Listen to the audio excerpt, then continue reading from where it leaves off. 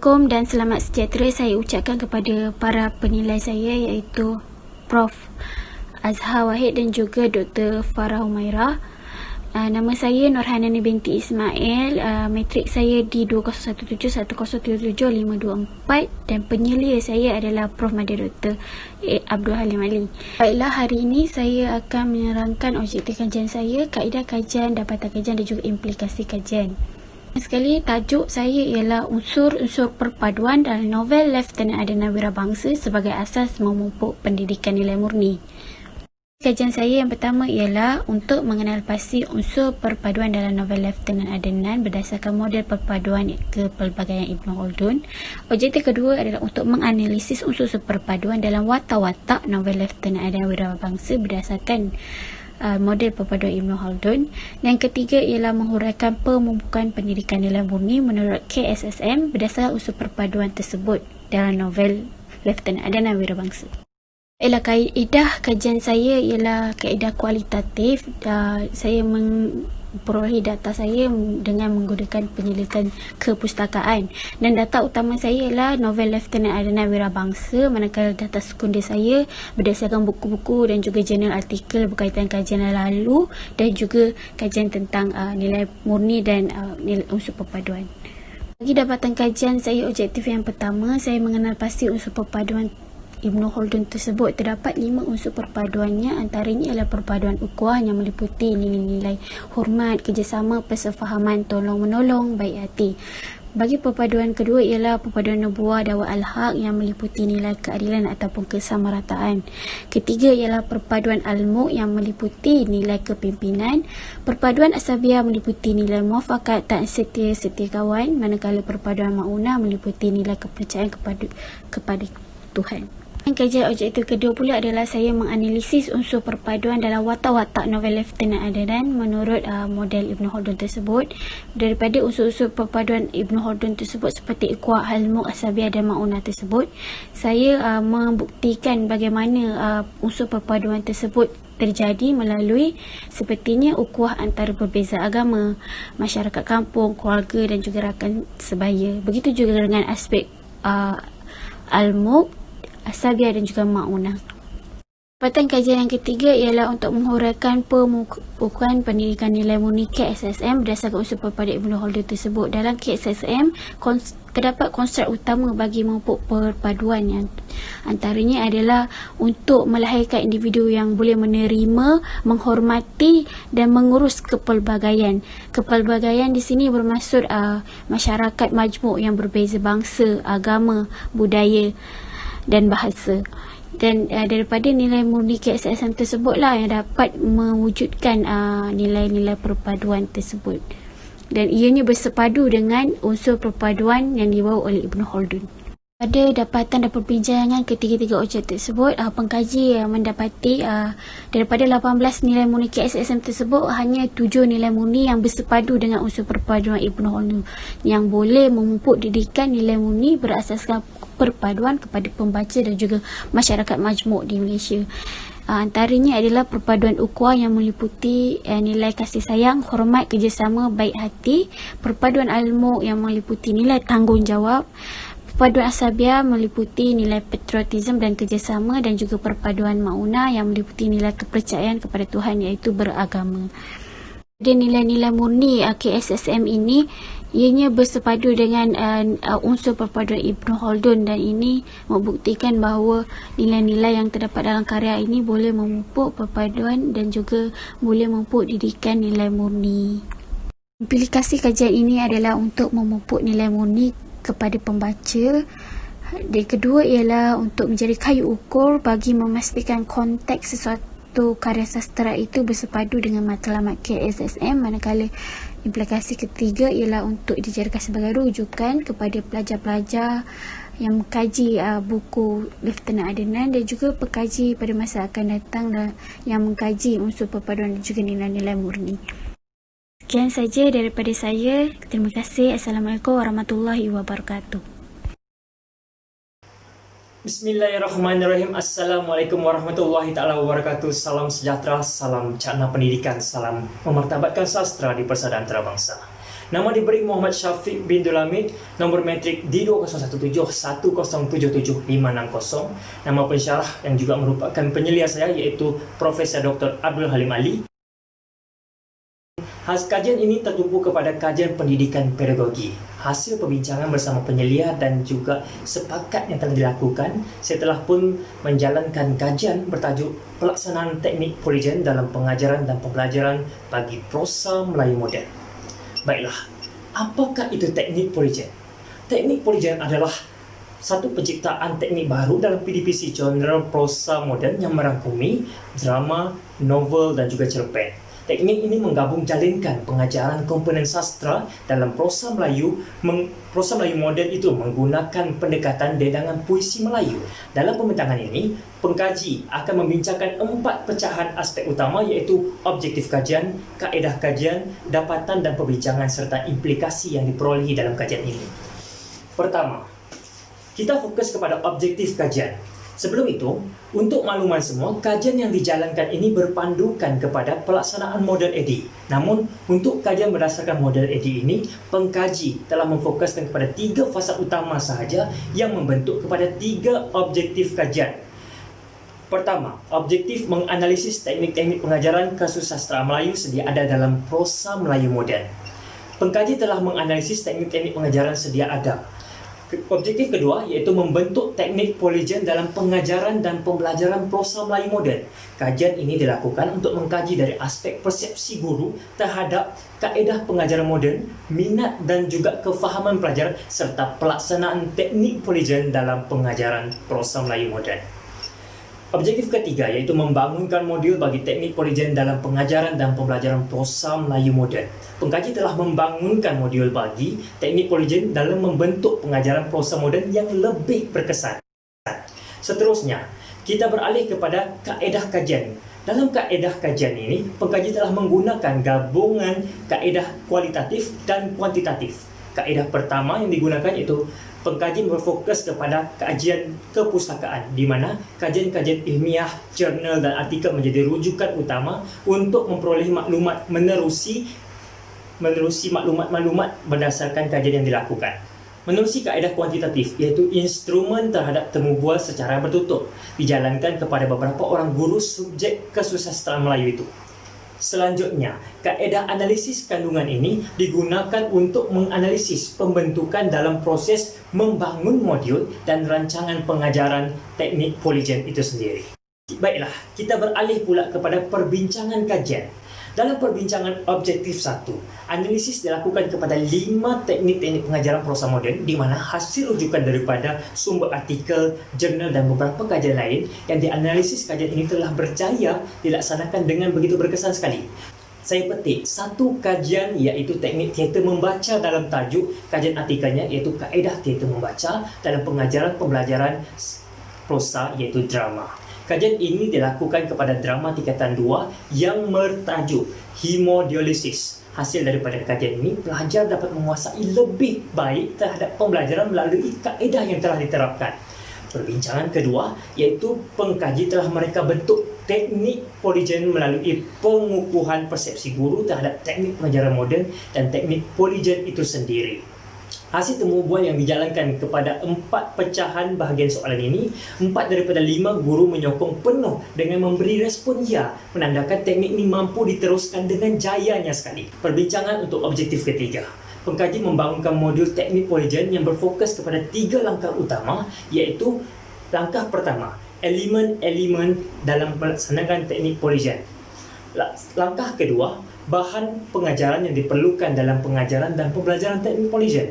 Langkah ketiga, penyediaan rancangan pengajaran harian menggunakan teknik polygen.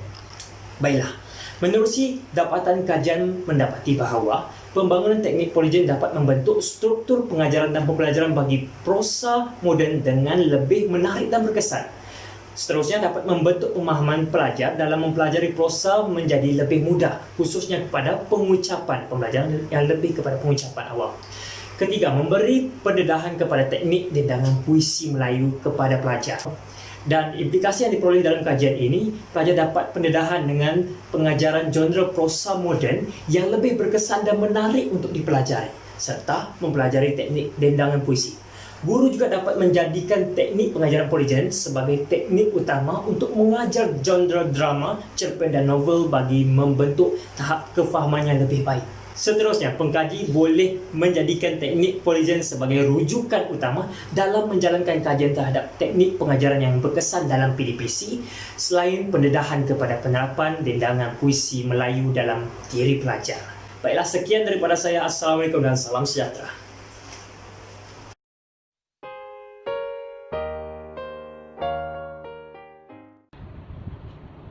Assalamualaikum warahmatullahi wabarakatuh dan salam sejahtera. Nama saya Najihah binti Jamaluddin, berpegang nombor matrik D201710775855. Saya di bawah seliaan Profesor Madya Dr. Abdul Halim bin Ali. Baiklah, hari ini saya akan membentangkan projek tahun akhir saya. Saya akan teruskan dengan senarai kandungan yang mengandungi tajuk kajian, objektif kajian, metodologi kajian atau kaedah kajian, dapatan kajian dan implikasi kajian. Baiklah, yang pertama saya akan terangkan tentang tajuk kajian saya. Tajuk kajian saya adalah unsur fakta dan mitos dalam antologi nilai insan teks kesusasteraan Melayu tradisional tingkatan 4 dan 5. Kajian ini meliputi prosa tradisional dan bidang kajian saya adalah pedagogi. Seterusnya, saya akan terangkan dengan objektif kajian. Kajian ini terdapat 3 objektif utama yang telah dilakukan. Baiklah, objektif yang pertama adalah mengenal pasti unsur-unsur fakta dan mitos dalam teks nilai insan. Seterusnya, objektif yang kedua adalah mengenal pasti unsur-unsur fakta dan mitos berdasarkan konsep. Dan objektif yang ketiga pula adalah membincangkan hubung kait fakta dan mitos dengan pendidikan kesusasteraan Melayu. Pekaji telah mencari data berpandukan 3 objektif ini. Seterusnya, saya akan teruskan membentang dengan metodologi kajian atau kaedah kajian yang telah dijalankan oleh pengkaji. Pengkaji telah menggunakan kaedah kualitatif, iaitu kajian kepustakaan bagi membantu pengkaji menganalisis data. Data utama yang pengkaji gunakan adalah buku antologi teks kesusasteraan Melayu tradisional tingkatan 4 dan 5 nilai insan, iaitu dalam prosa tradisional sastra Panji yang berjudul Raden Puspa Kencana, sastra epik berjudul Hang Tuah Diutus ke Siam, dan sastra hikayat yang berjudul Hikayat Parang Puting. Seterusnya, pengkaji juga menggunakan buku-buku rujukan, jurnal dan sebagainya untuk membuat kajian ini. Pengkaji juga menggunakan senarai semak untuk mengelaskan unsur fakta dan mitos yang telah dikenal pasti. Baiklah, seterusnya saya akan melanjutkan dengan dapatan kajian.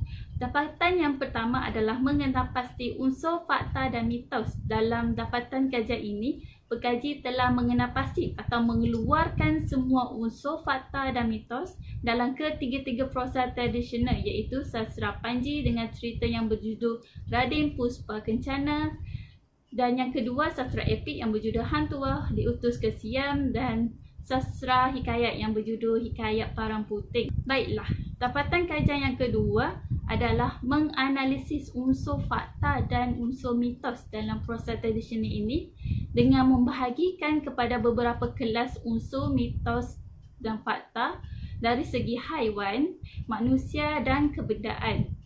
Dapatan kajian yang ketiga adalah hubung kait fakta dan mitos dengan pendidikan. Dalam dapatan ini, pengkaji mendapati unsur fakta dan mitos dapat memberi pelajar berfikiran secara kritis. Seterusnya, pelajar akan dapat menjadi seorang yang kreatif dan juga pelajar dapat pengajaran dalam mempelajari ketiga-tiga proses tradisional tersebut.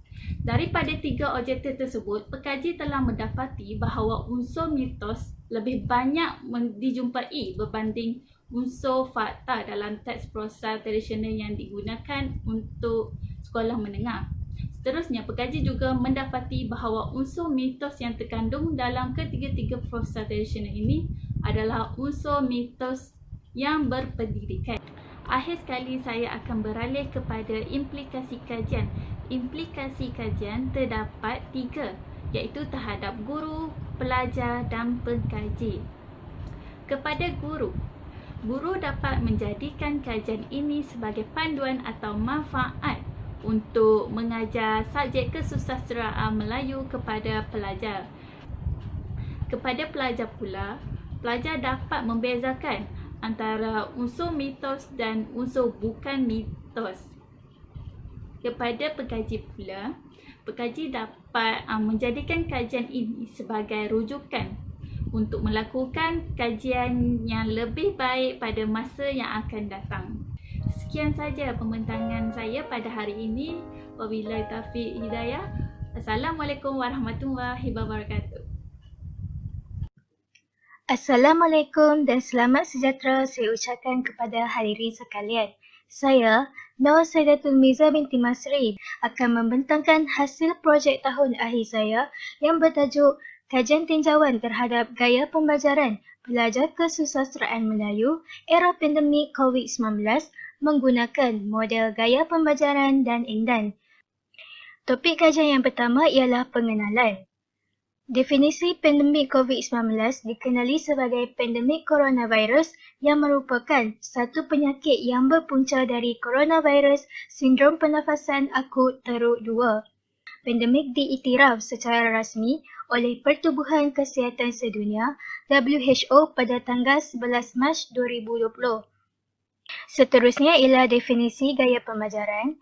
Menurut Dan Indan, gaya pembelajaran merujuk kepada cara seseorang individu menumpukan perhatiannya untuk memahami dan mengingati suatu maklumat atau kemahiran baru. Berikut merupakan rangsangan yang terdapat dalam gaya pembelajaran Dan Indan iaitu persekitaran, emosi, sosiologi, fizikal dan psikologi. Seterusnya ialah objektif kajian. Objektif yang pertama adalah untuk mengenal pasti kekerapan gaya pembelajaran yang digunakan oleh pelajar kesusasteraan Melayu dalam era pandemik menggunakan model gaya pembelajaran Dan Indan. Objektif yang kedua adalah untuk mengetahui perbezaan dalam penggunaan gaya pembelajaran pelajar kesusasteraan Melayu dalam era pandemik mengikut jantina. Topik kajian yang seterusnya ialah metodologi kajian. Dalam kajian ini, saya menggunakan kaedah kuantitatif yang melibatkan borang soal selidik. Populasi bagi kajian ini adalah seramai 70 pelajar kesusasteraan Melayu tahun akhir. Seterusnya, saya akan membentangkan tentang dapatan kajian objektif 1, iaitu rangsangan persekitaran. Hal ini dapat dibuktikan melalui hasil dapatan kajian yang menunjukkan bahawa skala sangat setuju yang menyatakan seramai 17 orang pelajar adalah melebihi skala sangat tidak setuju iaitu seramai 6 orang sahaja. Seterusnya ialah rangsangan emosi.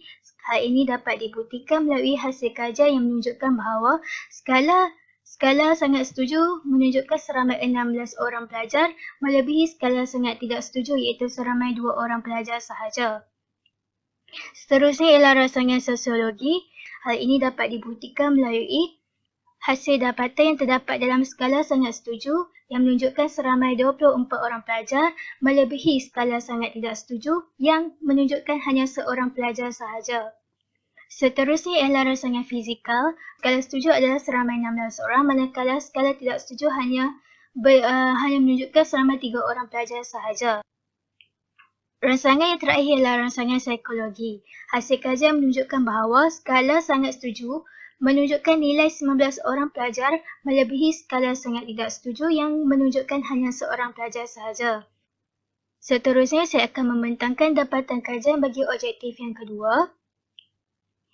Berikut merupakan min purata bagi keseluruhan dapatan kajian antara pelajar lelaki dan pelajar perempuan. Rangsangan pertama iaitu rangsangan persekitaran. Rangsangan persekitaran menunjukkan bahawa min pelajar lelaki iaitu 3.54 adalah melebihi min pelajar perempuan iaitu 3.37.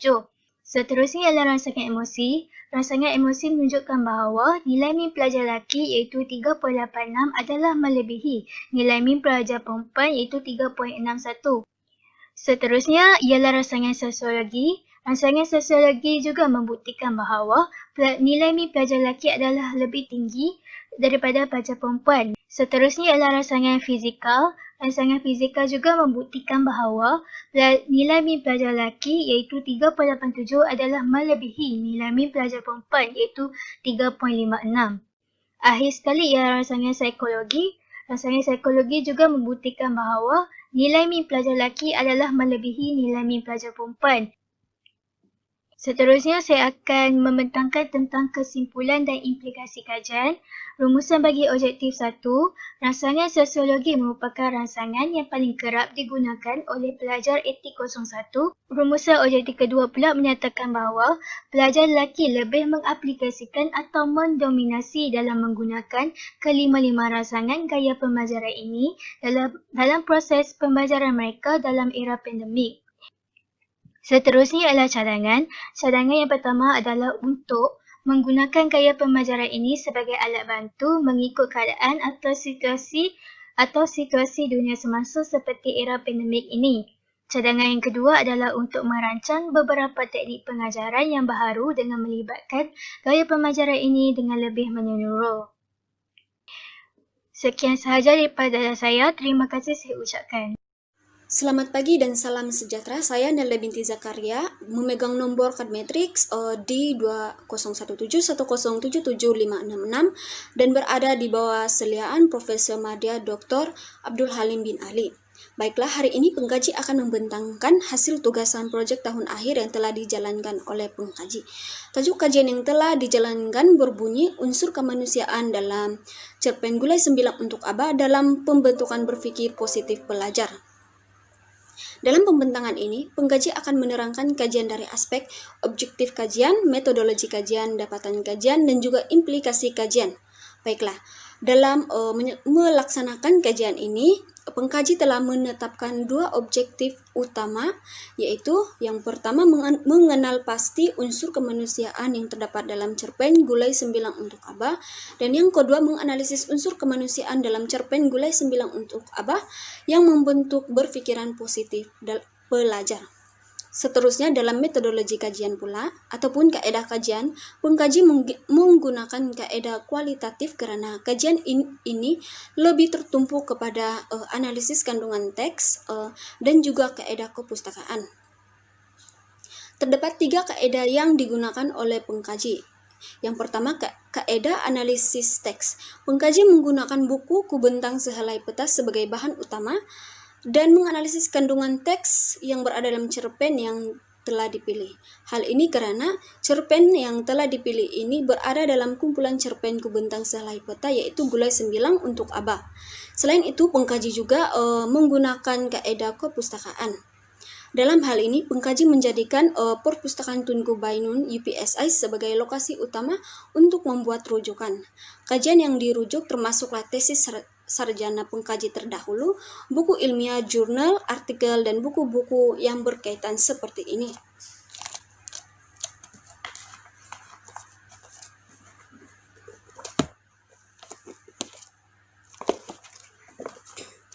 Pengkaji juga menggunakan teori moral sebagai landasan menyiapkan tugasan ini karena teori moral ini menekankan tentang unsur didaktif ataupun pengajaran yang diperoleh oleh pembaca yang akhirnya akan memberikan nilai murni kepada pembaca. Di dalam teori moral ini terdapat 2 unsur utama yang ditekankan yaitu unsur kemanusiaan dan juga unsur kemasyarakatan. Namun pengkaji hanya membataskan kajian ini dengan menjalankan kajian dalam unsur kemanusiaan sahaja dalam membantu kepada pembentukan sikap berpikiran positif pelajar. Seterusnya dalam dapatan kajian. Dalam dapatan kajian, pengkaji menjawab kepada 2 objektif yang telah ditetapkan oleh pengkaji.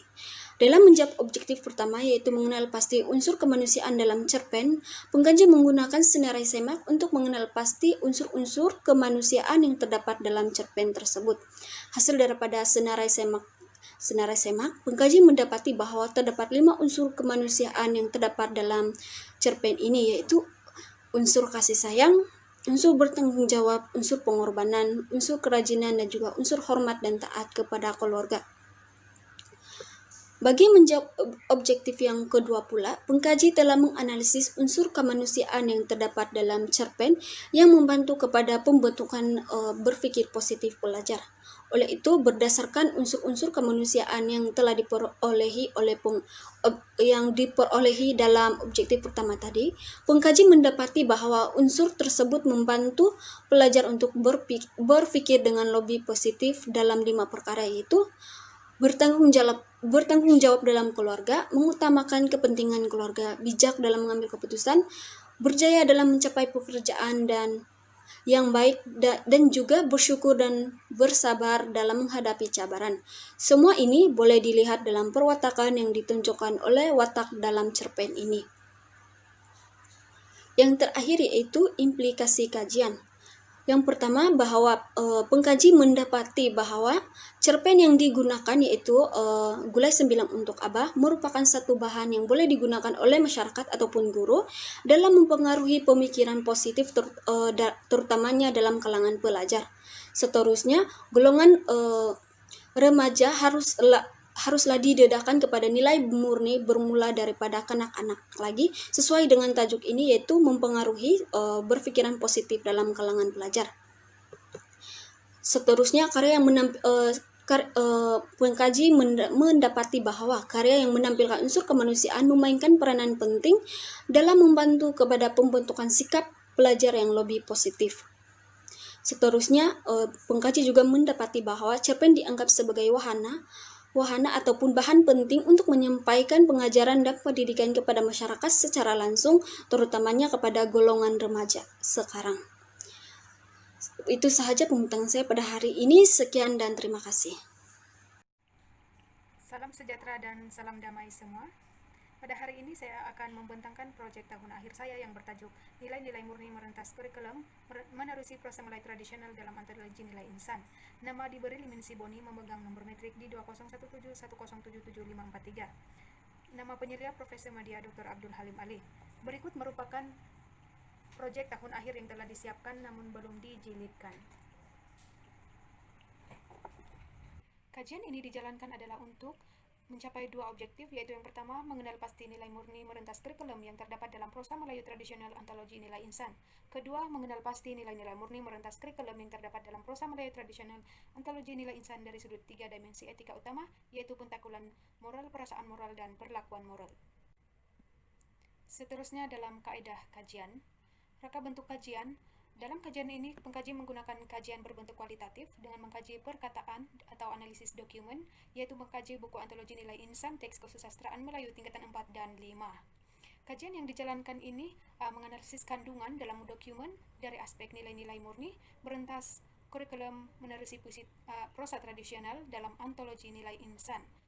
Kajian yang dilakukan oleh pengkaji ini menggunakan takrifan nilai-nilai murni berdasarkan kepada KSSM. Seterusnya, pengkaji juga berpandukan kepada takrifan Abdul Rahman Araf bagi ketiga-tiga komponen dimensi etika utama, yaitu pentakulan moral, perasaan moral, dan juga perlakuan moral. Kajian ini adalah sebuah kajian kepustakaan. Kajian kepustakaan yang dipilih ini adalah suatu bentuk penyelidikan yang mempunyai rekaan yang tersendiri, berbeza bentuk penyelidikan dengan penyelidikan yang lain. Kajian kepustakaan dalam kajian ini dijalankan di Perpustakaan Tuanku Bainun, Universiti Pendidikan Sultan Idris. Untuk mendapatkan maklumat ataupun mendapatkan buku antologi nilai insan dan bagi mendapatkan maklumat berkaitan kajian tersebut. Seterusnya jenis dan sumber data. Terdapat 2 jenis sumber maklumat dalam kajian, yaitu sumber primer dan sekunder. Pengkaji menggunakan sumber data primer, yaitu dengan membuat kajian kepustakaan di Perpustakaan Tuanku Bainun. Pengkaji menggunakan teks antologi nilai insan untuk membuat penyelidikan tersebut. Pengkaji juga menggunakan kajian-kajian lepas berkaitan dengan penyelidikan nilai-nilai murni merentas kurikulum dalam suatu karya tidak mengira apa genre sebagai rujukan dalam penyelidikan ini, seperti kajian Nurul Raihana. Pengkaji turut menggunakan sumber data sekunder untuk memperoleh lebih banyak maklumat. Pengkaji menggunakan sumber sekunder untuk mendapatkan maklumat melalui laman web dan artikel dalam internet sebagai maklumat. Khususnya dalam dapatan kajian, Pengkaji mengenal pasti nilai-nilai murni merentas kurikulum yang terdapat dalam prosa Melayu tradisional, antologi nilai insan dengan menggunakan instrumen yang diberi tajuk jadwal pengkelasan nilai-nilai murni menerusi prosa tradisional mengikut 3 dimensi etika utama. Berikut merupakan hasil analisis terhadap ketiga-tiga prosa tradisional ini. Setelah itu, pengkaji menganalisis nilai-nilai murni merentas kurikulum yang terdapat dalam prosa Melayu tradisional, antologi nilai insan dari sudut 3 dimensi etika utama, yaitu pentakulan moral, perasaan moral, dan perlakuan moral.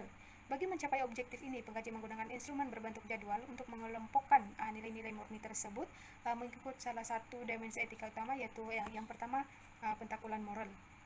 Baiklah, berikut merupakan jadwal yang digunakan untuk memberikan bilangan pentakulan moral bagi setiap nilai murni. Berdasarkan kepada sastra Panji ini, jadwal yang berwarna hijau, sebanyak 8 nilai murni daripada 18 nilai murni KSSM yang dicatatkan dalam pentakulan moral. Jadwal kedua ini pula, record data berkaitan nilai murni KSSM mengikut dimensi pentakulan moral dalam sastra epik, sebanyak 4 nilai murni yang punya record data daripada 18 nilai murni KSSM.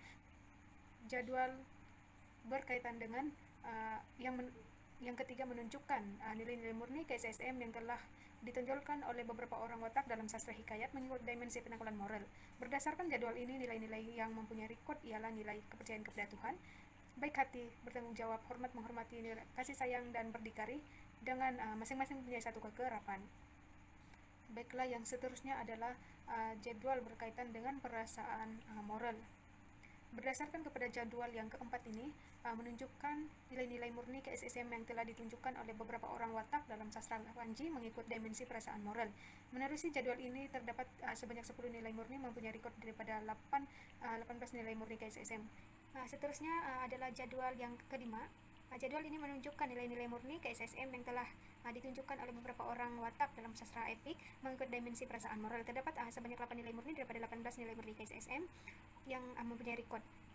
Jadwal ini menunjukkan nilai-nilai murni KSSM yang telah ditunjukkan oleh beberapa orang watak dalam sastra Panji mengikut dimensi perlakuan moral. Terdapat sebanyak 15 nilai murni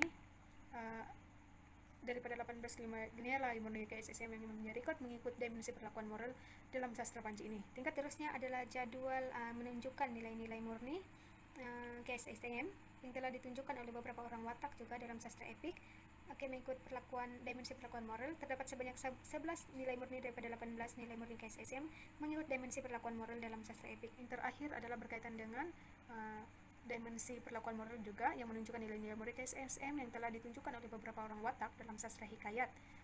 Terdapat sebanyak 14 nilai murni daripada 18 nilai murni KSSM mengikut dimensi perlakuan moral.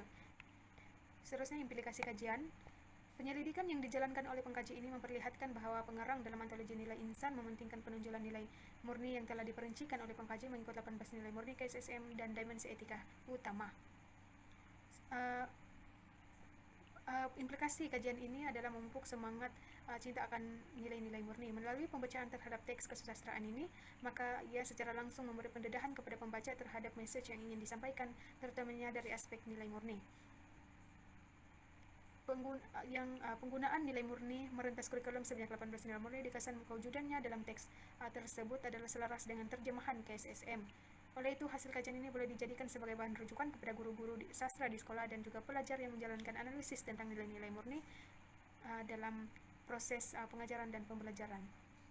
Kajian ini juga dapat membantu pihak-pihak tertentu untuk mengatur segala strategi untuk menanam nilai-nilai murni dalam diri pelajar atau masyarakat pembaca. Sebagai contoh, dalam sesi pengajaran dan pembelajaran bagi guru dan dalam pergaulan seharian bagi individu yang lain. Selain itu, kajian ini juga dapat membentuk sikap positif dalam diri pelajar. Hari ini akan mengakibatkan secara tidak langsung menghapus sikap negatif dalam pergaulan seharian mereka dan melatih diri untuk lebih berdisiplin. Kajian yang dijalankan ini juga boleh dijadikan sebagai bahan rujukan kepada pengkaji akan datang untuk mengaitkan matlamat falsafah pendidikan kebangsaan dengan pemilihan teks kesusastraan Melayu yang sesuai digunakan di sekolah. Kewujudan nilai murni di dalam ketiga-tiga prosa Melayu tradisional ini membuktikan bahwa teks kesusastraan yang digunakan sebagai bahan pengajaran dan pembelajaran di sekolah ini adalah relevan untuk digunakan. Kesimpulannya, prosa Melayu tradisional yang digunakan sebagai teks kesusastraan Melayu di sekolah sangat relevan digunakan di sekolah berdasarkan model 3 dimensi etika utama dalam kajian ini. Hal ini demikian karena kandungan nilai-nilai murni KSSM dalam ketiga-tiga prosa yang telah dikaji. Sekian dan terima kasih. Warahmatullahi wabarakatuh. Nama saya Nurul Amirah binti Zainuddin. Nombor matrik D20176077601 di bawah penyediaan Profesor Dr. Abdul Halim bin Ali. Baiklah, tajuk bagi projek tahun akhir saya ialah Pendidikan Kepimpinan Distributif dalam novel naratif Ogo Shonto.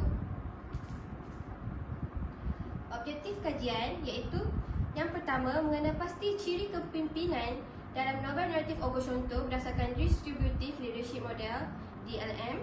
Yang kedua ialah untuk menganalisis kepimpinan watak-watak dalam novel berasaskan elemen kepimpinan pendidikan. Baiklah, kaedah kajian yang telah saya gunakan ialah kaedah kualitatif, iaitu dapatan kajian berdasarkan analisis teks. Seterusnya ialah kaedah kepustakaan, borang senarai semak dan penggunaan laman sesawang. Kita pergi kepada dapatan kajian. Dapatan kajian saya ialah ciri-ciri kepimpinan dalam novel naratif Ogo Shonto berdasarkan Distributive Leadership Model. Hal ini dapat dilihat bahawa dalam model ini terdapat 4 elemen penting, iaitu membuat pertimbangan, sense making, menghubung kait, relating, reka cipta, inventing dan juga visioning, iaitu mempunyai wawasan.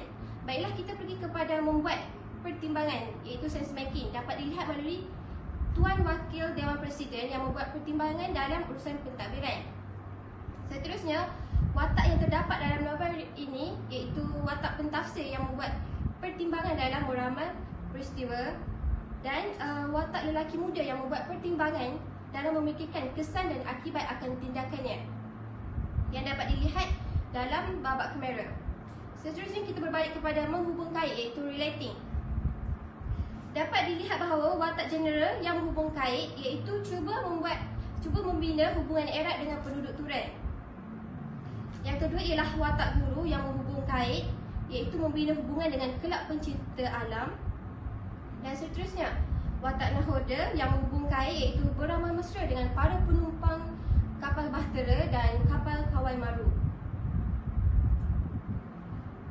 Seterusnya, elemen yang penting ialah mempunyai wawasan iaitu visioning. Dapat dilihat melalui watak pakcik tua yang mempunyai wawasan dalam membuat penyulingan air masin. Dan watak presiden yang mempunyai wawasan iaitu untuk melihat dunia Eropah. Dan watak general yang mempunyai wawasan juga dapat dalam memegang jawatan sebagai Tuan Wakil Presiden. Elemen yang seterusnya ialah reka cipta iaitu inventing. Melalui watak presiden iaitu reka cipta idea baru bagi penyamaran beliau dalam membanteras golongan protes. Seterusnya ialah watak nahoda yang reka cipta bahtera yang kukuh dan mampu membuat ribuan manusia di dalamnya. Kita pergi ke dapatan kajian yang kedua iaitu kepimpinan watak-watak terpilih dalam novel berasaskan elemen kepimpinan pendidikan.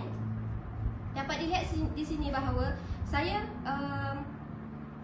menggunakan watak presiden, general dan nahoda sebagai watak-watak yang terpilih, iaitu bagi watak presiden mempunyai wawasan, visioning dan reka cipta, inventing yang bertepatan dengan distributive leadership model. Dan elemen kepimpinan pendidikan iaitu pengetua sebagai pemimpin pentadbiran sangat bersesuaian dengan watak presiden ini. Dan dapat dilihat juga melalui watak presiden mampu menjadi ketua kepada Kepulauan Ogo Shonto. General iaitu terdapat 2 ciri kepimpinan yang terkandung dalam Distributive Leadership Model, iaitu mempunyai wawasan, visioning dan reka cipta, inventing. Dapat dilihat di sini bahawa elemen kepimpinan pendidikan iaitu pengetua sebagai pemimpin di sekolah berkaitan dengan watak ini iaitu general. Seterusnya pergi kepada nahoda pula. Ciri kepimpinan yang dimiliki oleh watak ini iaitu menghubung kait, relating dan reka cipta, inventing yang bertepatan dengan Distributive Leadership Model. Elemen kepimpinan pendidikan yang berkaitan dengan nahoda ialah pengetua sebagai pemimpin pengajaran. Seterusnya ialah implikasi kajian, memberi peluang untuk mengkaji tentang penyelidikan kepimpinan distributif dalam novel yang terpilih, memperoleh pengalaman yang baharu semasa tempoh pengkajian dijalankan, para pembaca mendapat ilmu pengetahuan yang baru berkaitan pendidikan kepimpinan distributif dalam novel, dan yang terakhir ialah dijadikan sebagai panduan kepada penyelidik layak untuk menjalankan kajian. Sekian sahaja daripada saya. Sekian, terima kasih. Assalamualaikum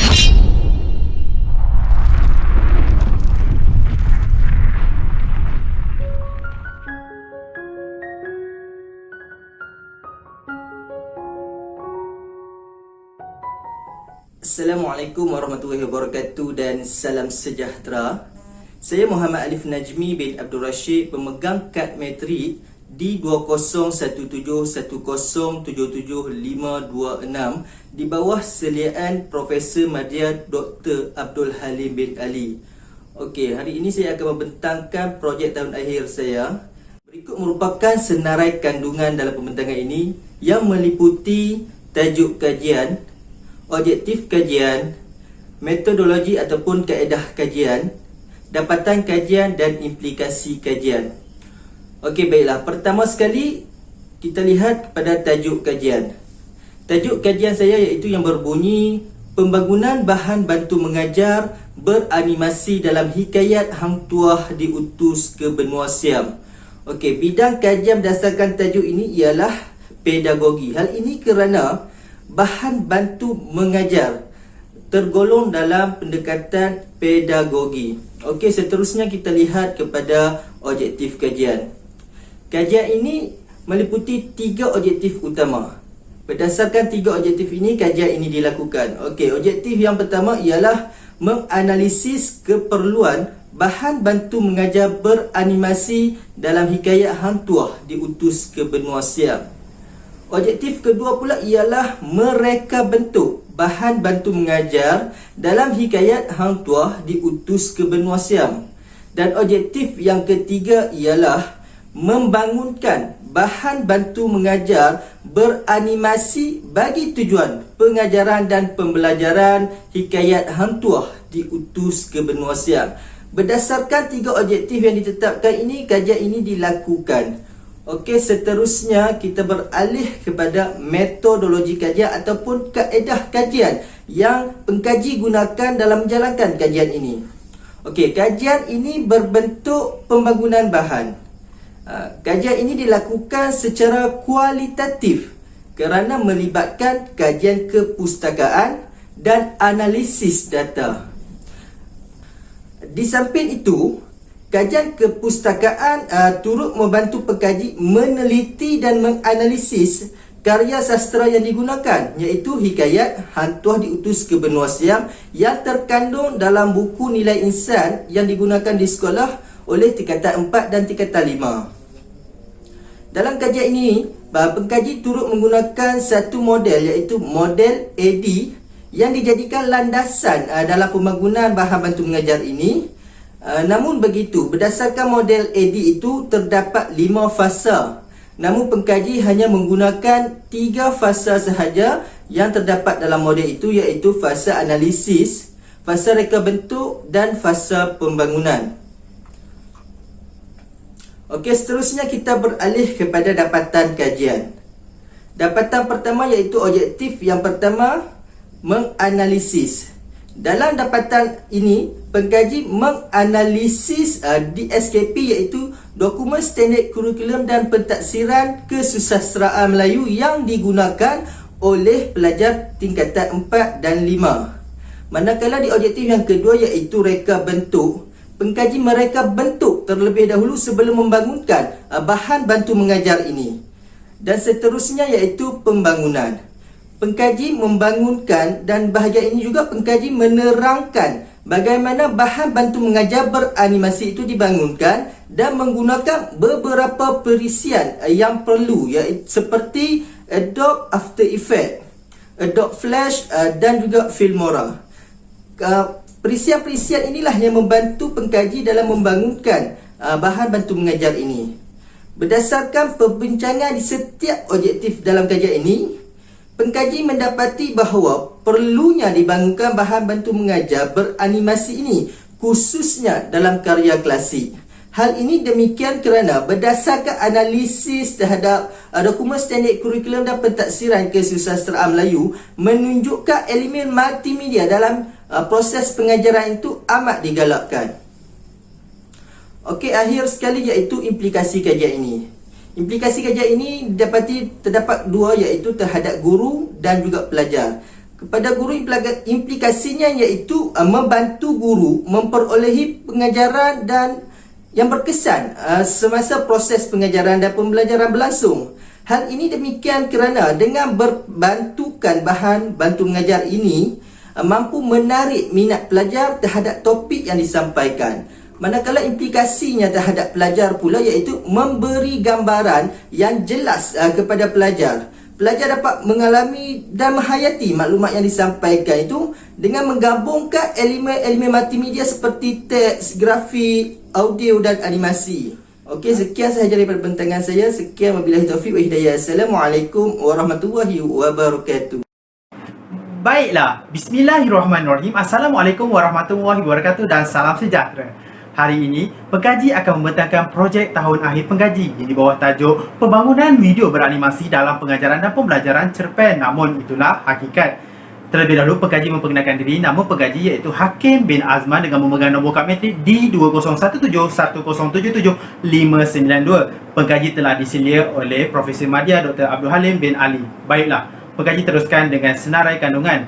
Pengkaji telah meletakkan 4 bahagian dalam senarai kandungan iaitu objektif, metodologi, dapatan dan juga implikasi. Manakala dalam fasa objektif, pengkaji telah meletakkan menganalisis, mereka bentuk dan juga membangunkan, dan pengkaji akan menjawab objektif-objektif tersebut di dalam fasa dapatan melalui fasa analisis, fasa reka bentuk dan juga fasa pembangunan. Baiklah, pengkaji teruskan dengan memperincikan fasa objektif kajian pengkaji. Yang pertama, menganalisis keperluan video beranimasi dalam pengajaran dan pembelajaran cerpen Namun Itulah Hakikat dalam tingkatan 4 dan juga tingkatan 5. Manakala objektif kedua pula, mereka bentuk video beranimasi dalam pengajaran dan pembelajaran cerpen Namun Itulah Hakikat tingkatan 4 dan juga tingkatan 5. Dan yang ketiga pula, membangunkan video beranimasi dalam pengajaran dan pembelajaran cerpen Namun Itulah Hakikat tingkatan 4 dan juga tingkatan 5. Baiklah, pengkaji teruskan dengan fasa metodologi kajian. Metodologi kajian ini, pengkaji bangunkan untuk menerangkan cara-cara ataupun kaedah-kaedah yang telah diambil pengkaji untuk membangunkan video beranimasi cerpen Namun Itulah Hakikat tingkatan 4 dan tingkatan 5. Pengkaji telah menggunakan beberapa metodologi dalam kajian ini. Yang pertama, iaitu melalui bahagian reka bentuk kajian, pengkaji telah melakukan pemerhatian dan juga analisis data berdasarkan keperluan untuk membangunkan video beranimasi. Manakala pengkaji telah menggunakan instrumen kajian. Yang pertama, komputer. Yang kedua, preset Adobe Trial CS6 S10, iaitu yang terdiri daripada 4 jenis, iaitu Adobe Photoshop CS6, Adobe Illustrator CS6, Adobe After Effects CS6 dan juga yang terakhir Adobe Flash Professional CS6. Manakala pengkaji itu menggunakan instrumen sebagai contoh papan cerita, analogi kubentang selai peta dan juga telefon pintar dan juga preset Movie Maker itu sendiri dalam membangunkan video beranimasi. Manakala pengkaji juga melakukan kajian kepustakaan dengan menganalisis dokumen iaitu melalui DSKP subjek kesusahan Melayu tingkatan 4 dan juga tingkatan 5 yang terkini. Manakala pengkaji telah menggunakan model ADDIE Rosette pada tahun 1987 sebagai garis panduan untuk membangunkan video beranimasi. Namun,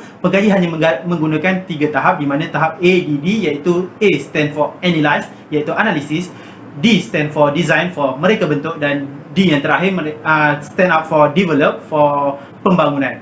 Baiklah, pengkaji teruskan dengan fasa dapatan. Dapatan yang pertama, untuk menjawab objektif yang pertama, pengkaji telah meletakkan fasa analisis keperluan video beranimasi cerpen Namun Itulah Hakikat tingkatan 4 dan tingkatan 5, iaitu yang terbagi pada analisis berdasarkan DSKP kesusahan Melayu tingkatan 4 dan tingkatan 5. Manakala yang kedua iaitu melalui analisis pedagogi, iaitu melalui pemerhatian pengkaji itu sendiri di dalam bilik belajar untuk melihat sejauh manakah video ini perlu dibangunkan bagi tujuan sesi pengajaran dan pembelajaran. Baiklah, pengkaji terus pergi kepada objektif kedua, iaitu fasa mereka bentuk video beranimasi Namun Itulah Hakikat tingkatan 4 dan tingkatan 5. Dalam fasa ini, pengkaji telah mengambil beberapa langkah untuk memastikan kelancaran keberkesanan video pembangunan video animasi ini kepada golongan pelajar dan juga golongan guru. Yang pertama, pengkaji telah mereka bentuk watak, mereka bentuk alat, mereka bentuk latar belakang dan mereka bentuk papan cerita, dan yang terakhir, mereka bentuk skrip animasi.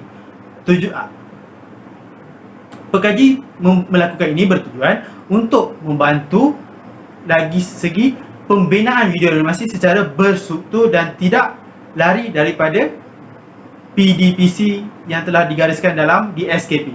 Baiklah, pengkaji telah meneruskan dengan fasa yang ketiga, iaitu fasa membangunkan video beranimasi cerpen. Namun itulah hakikat tingkatan 4 dan tingkatan 5. Dalam fasa ini, pengkaji telah membangunkan papan cerita, di mana papan cerita yang telah direka bentuk daripada fasa yang sebelum ini, dan seterusnya pengkaji telah membangunkan watak-watak yang telah terpilih dalam cerpen namun itulah hakikat. Dan yang terakhir, pengkaji telah menyatukan elemen multimedia yang terdapat dalam cerpen namun itulah hakikat. Baiklah, mari kita lihat sedikit sedotan pendek video animasi yang dibuat.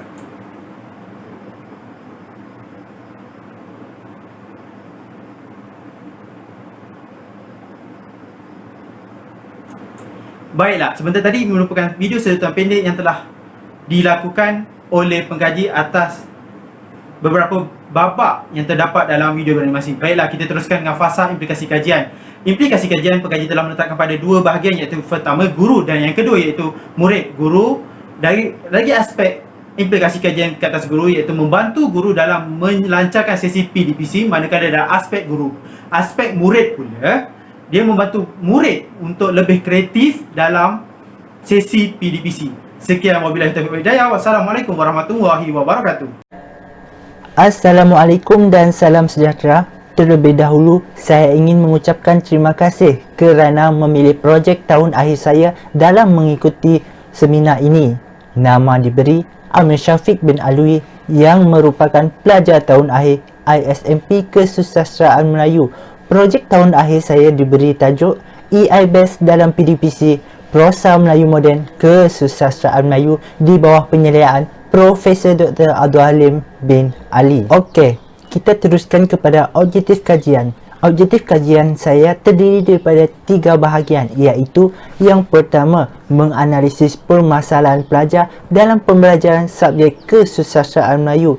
Yang kedua, merekam bentuk modul EIBAS berdasarkan keperluan pelajar terhadap subjek kesusasteraan Melayu komunikatif. Dan yang ketiga adalah membangunkan modul EIBAS berdasarkan hasil daripada reka bentuk yang telah dibuat. Seterusnya adalah kaedah kajian. Kaedah kajian yang digunakan dalam menjayakan projek ini adalah kaedah kualitatif dan kuantitatif. Kaedah kualitatif terdiri daripada kaedah kajian kepustakaan dan analisis teks. Kajian kepustakaan, pengkaji telah menggunakan buku rujukan, tesis, jurnal dan sebagainya untuk mendapatkan data yang berkaitan dengan kajian. Yang kedua adalah kaedah analisis teks. Pengkaji telah menganalisis 10 teks cerpen dalam buku teks Kubentang Sehelai Peta untuk mendapatkan komponen sastra. Seterusnya adalah kaedah kuantitatif. Kaedah kuantitatif, pengkaji telah menggunakan kaedah soal selidik yang melibatkan 31 responden yang terdiri daripada pelajar tahun akhir kesusasteraan Melayu. Seterusnya kita teruskan kepada dapatan kajian. Okey, dapatan kajian saya yang pertama ialah menganalisis permasalahan pelajar terhadap subjek kesusasteraan Melayu. Data kajian ini diperoleh daripada kajian literatur oleh Lee Kim Hong pada tahun 2010 yang mendapati pelajar mempunyai kesulitan dalam mempelajari teks sastra dan pengajaran dan pembelajaran sastra yang kurang menarik. Dapatan kajian saya yang kedua adalah reka bentuk modul EIBAS berdasarkan keperluan pelajar melalui kaedah soal selidik. Data kajian mendapati responden bersetuju bahawa minat pelajar merupakan faktor utama yang mendorong pemilihan modul EIBAS dengan nilai min 4.67. Hal ini disebabkan modul EIBAS menyediakan pelbagai aktiviti dan permainan seperti maze chess, quiz show dan banyak lagi yang mampu menarik minat pelajar. Yang kedua adalah relevan dengan keperluan pelajar dan guru merupakan prinsip utama pemilihan modul EIBAS dengan nilai min 4.74. Hal ini kerana modul EIBase menyediakan slide pembentangan untuk guru dengan hanya mengimbas QR code yang telah disediakan. Guru tidak perlu lagi membuat slide yang baru untuk dipaparkan. Selain itu, pelbagai aktiviti dan permainan juga telah disediakan bagi melaksanakan proses PDPC. Yang ketiga, responden bersetuju bahawa modul EIBase dapat digunakan pembelajaran kendiri dengan nilai min 4.68.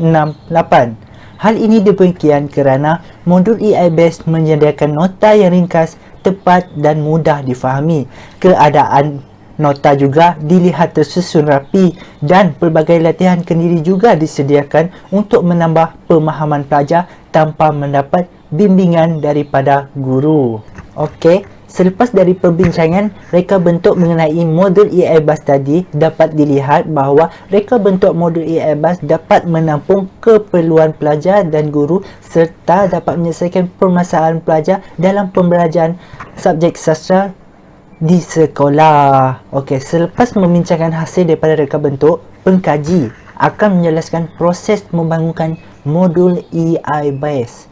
Langkah pertama adalah menganalisis teks cerpen dalam buku teks Kubentang Sehelai Peta. Dalam analisis ini, pengkaji akan menganalisis komponen sastra yang terdapat dalam cerpen tersebut.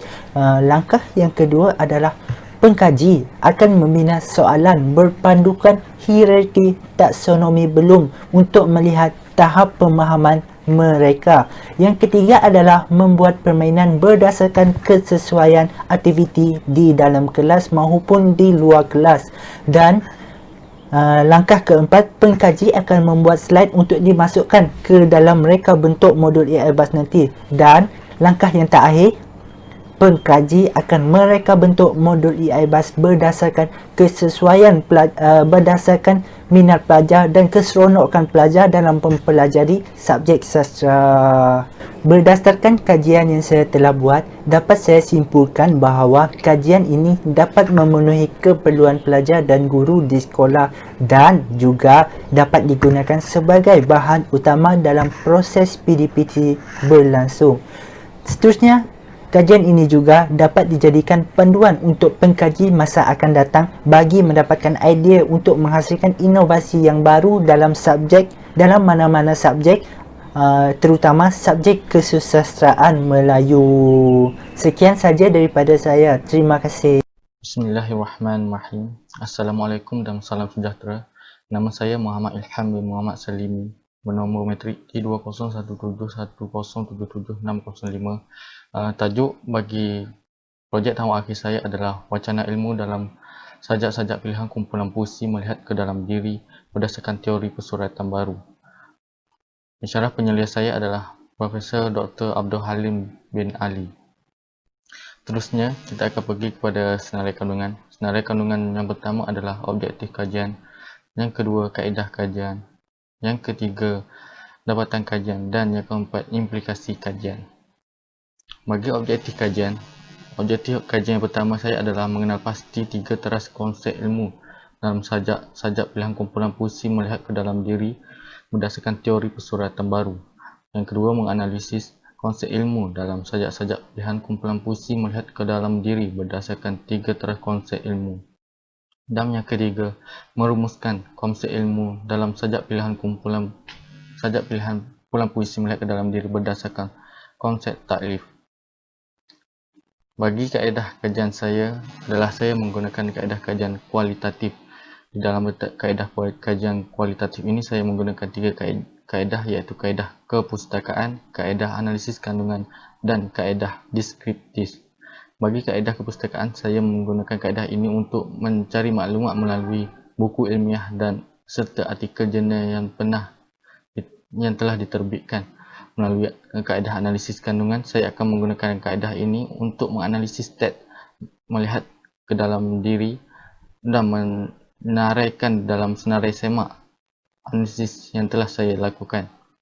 Seterusnya, saya akan menggunakan kaedah deskriptif. Kaedah ini saya akan mendeskripkan balik apa yang telah saya senaraikan di dalam senarai semak dan akan huraikan di dalam dapatan kajian saya.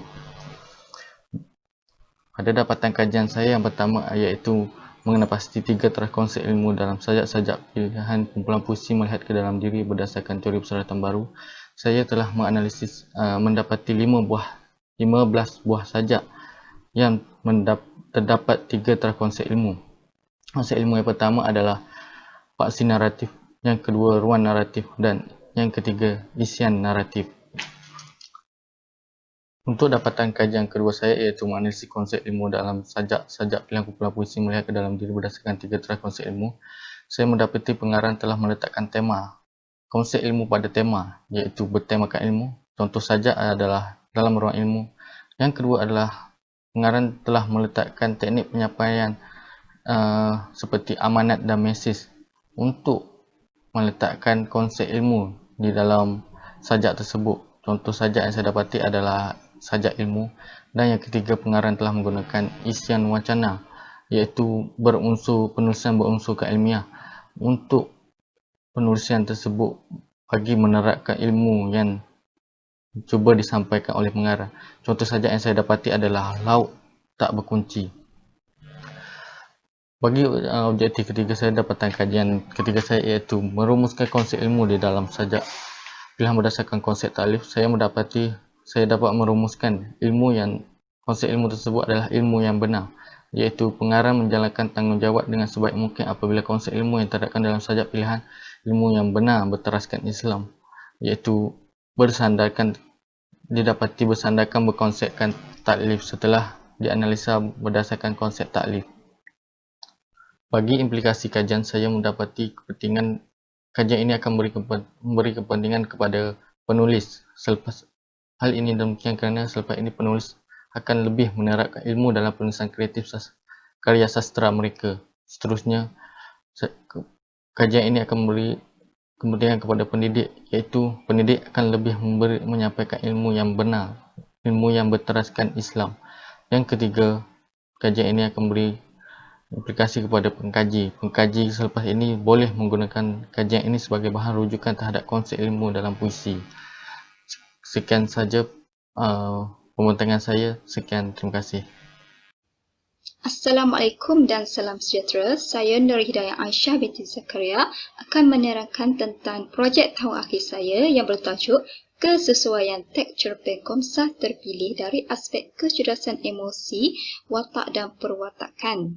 Kajian ini berlatar belakangkan tentang aspek kecerdasan emosi watak protagonis dalam cerpen Kubentan antologi Kubentan Selai Peta. Seterusnya,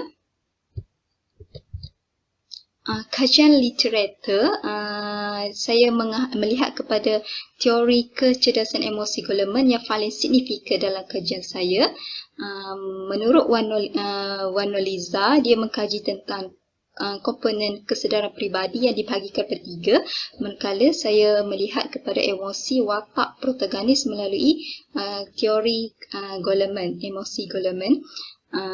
Wan Noliza ini menggunakan pendekatan kuantitatif dan saya menggunakan pendekatan kualitatif. Manakala Indah Mujiasih melihat kepada tingkah laku pekerja, dia juga merumuskan aspek kecerdasan emosi dalam pekerja tersebut. Objektif kajian dan soalan kajian dan penyataan masalah pula. Objektif kajian saya pertama ialah menganalisis kecerdasan emosi watak dan perwatakan protagonis dalam cerpen terpilih Komsas berdasarkan teori kecerdasan emosi Goleman.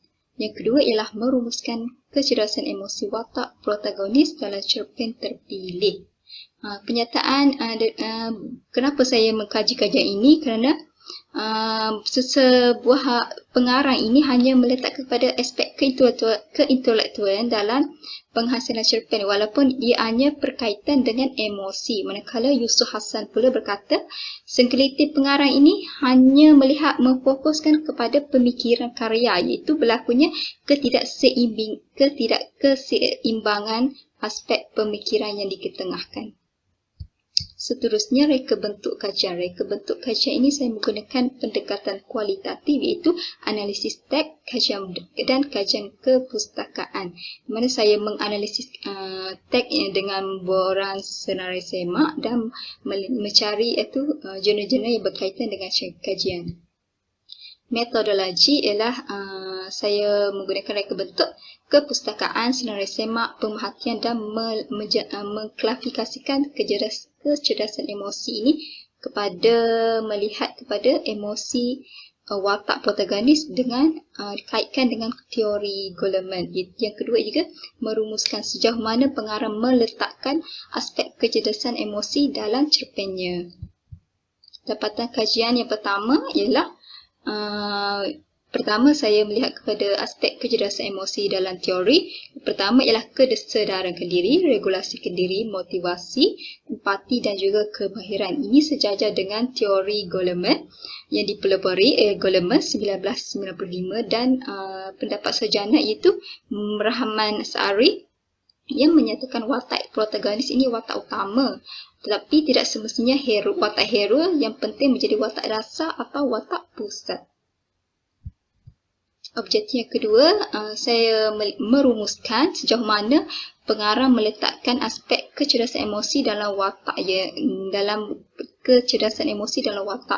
Yang pertama ialah cerpen Nama Itulah Hakikat sebanyak 96% di mana pengarang ini memaparkan aspek pemikiran watak mempengaruhi sesuatu emosi pelajar.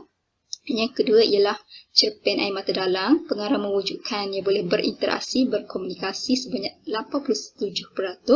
Yang ketiga ialah cerpen Gulai 9 Untuk Abah sebanyak 92%, iaitu perkaitan yang amat sesuai unsur emosi yang ada dalam cerpen tersebut. Cadangan dan implikasi pula, saya melihat kepada penerbit karya cerpen, panduan kurikulum pendidikan, pihak sekolah dan juga guru, di mana implikasinya baik untuk pelajar itu menilai aspek-aspek mengurus emosi sendiri, itu perkembangan pelajar daripada segi aspek jasmani, rohani dan mental. Seterusnya, pelajar ini tahu untuk menghormati serta menilai emosi sendiri mengikut keadaan.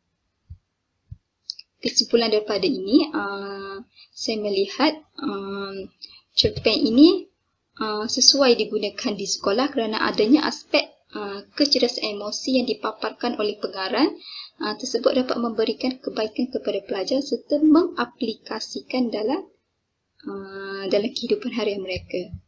Rujukan ini adalah rujukan yang paling signifikan dalam kajian saya. Saya paling signifikan sebenarnya mempunyai 100 lebih rujukan. Sekian, terima kasih. Itu saja.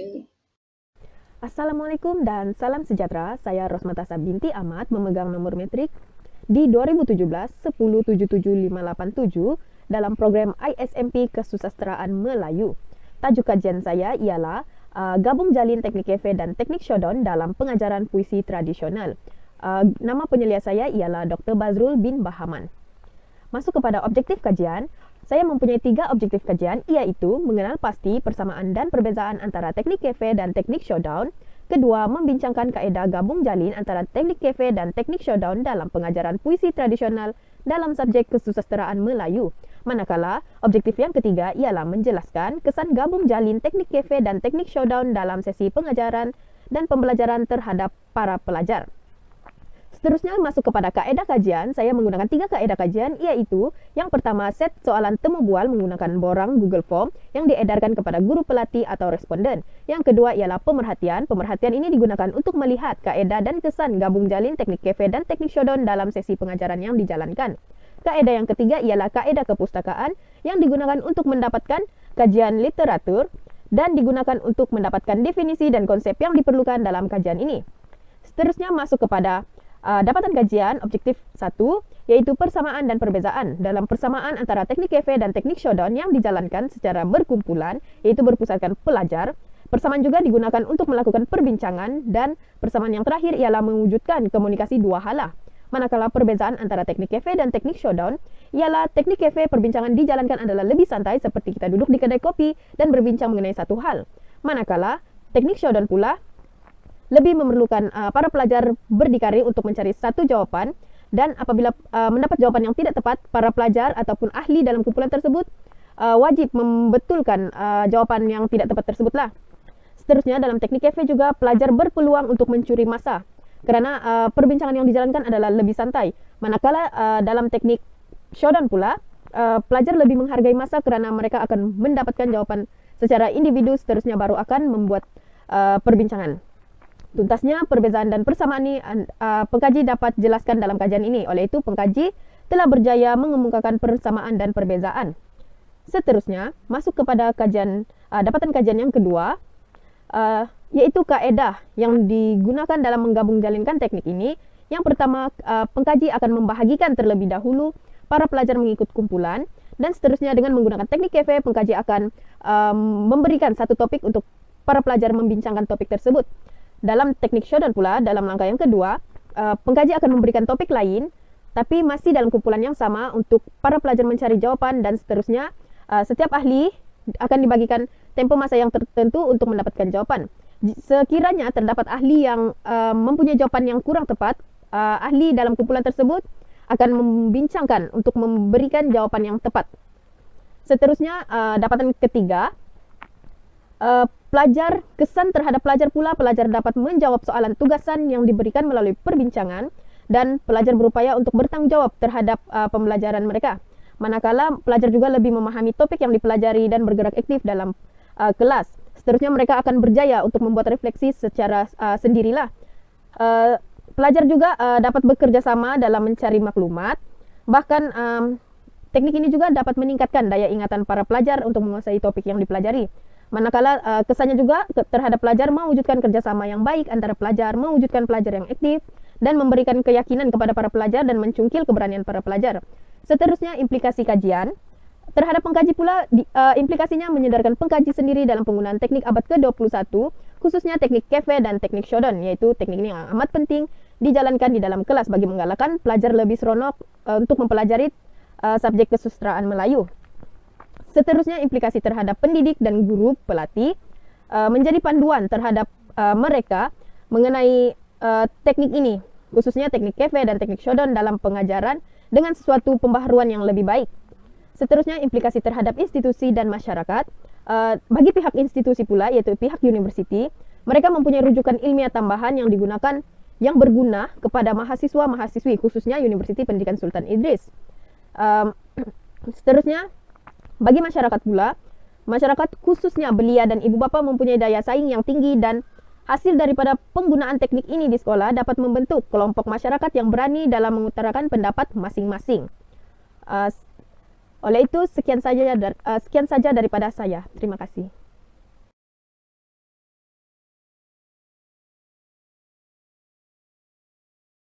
Assalamualaikum warahmatullahi wabarakatuh dan salam sejahtera. Pada hari ini saya akan membentangkan projek tahun akhir saya yang bertajuk Elemen Kebat dalam Pengajaran dan Pembelajaran Puisi Tradisional Kesusastraan Melayu Komunikatif. Baiklah, terlebih dahulu saya akan memperkenalkan diri saya. Saya Syazwana binti Azmi, bernombor kad matrik di 201710775337 dan saya diselia oleh pensyarah Kesusastraan Melayu iaitu Dr. Bazrul bin Bahaman. Baiklah, bagi senarai kandungan terdiri daripada objektif kajian, metodologi kajian, dapatan kajian dan juga implikasi kajian. Bagi objektif kajian, objektif 1 ialah menganalisis elemen kebat pedagogi yang boleh digunakan dalam puisi tradisional kesusastraan Melayu komunikatif. Objektif kedua pula ialah mengaplikasi elemen kebat pedagogi dalam pengajaran dan pembelajaran puisi tradisional kesusastraan Melayu komunikatif. Dalam metodologi kajian, pada bahagian reka bentuk, saya telah menggunakan kaedah kualitatif dengan menganalisa dokumen. Dokumen yang dianalisa ialah puisi-puisi tradisional yang terdapat dalam antologi teks kesusastraan Melayu tradisional tingkatan 4 dan 5 nilai insan. Seterusnya, dalam dapatan kajian iaitu objektif 1, analisis elemen kebat pedagogi yang boleh digunakan dalam puisi tradisional kesusastraan Melayu komunikatif. Untuk bahagian objektif 1, saya telah membahagikan kepada 5 bahagian utama iaitu konstruktivisme, kontekstual, pembelajaran berasaskan projek, pembelajaran berasaskan inquiry dan juga kajian masa depan. Dalam 5 bahagian utama tersebut, saya membahagikan pula kepada 4 bahagian puisi. Seperti yang kita tahu, puisi tradisional kesusastraan Melayu terdiri daripada pantun, seloka, gurindam dan juga syair. Sebagai contoh, untuk pendedahan kepada murid dalam mempelajari tema dan persoalan dalam pantun, saya akan menerangkan bagaimana kaedah konstruktivisme digunakan dalam puisi yang dikaji. Begitu juga yang akan dijalankan dengan elemen-elemen kehebat pedagogi yang lain terhadap puisi-puisi yang dikaji. Baiklah, dalam objektif yang kedua iaitu aplikasi elemen kehebat pedagogi dalam pengajaran dan pembelajaran puisi tradisional kesusastraan Melayu komunikatif. Berdasarkan objektif 1 iaitu analisis elemen kehebat, dalam objektif 2 ini saya akan menerangkan pula kaedah bagaimana untuk menggunakan kelima-lima elemen kehebat pedagogi dalam pengajaran dan pembelajaran puisi tradisional tersebut.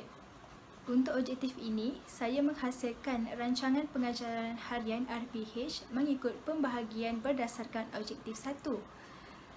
Sebagai contoh, ini adalah gambaran RPH konstruktivisme yang digunakan untuk menerangkan tema dan persoalan yang terdapat dalam pantun kepada murid.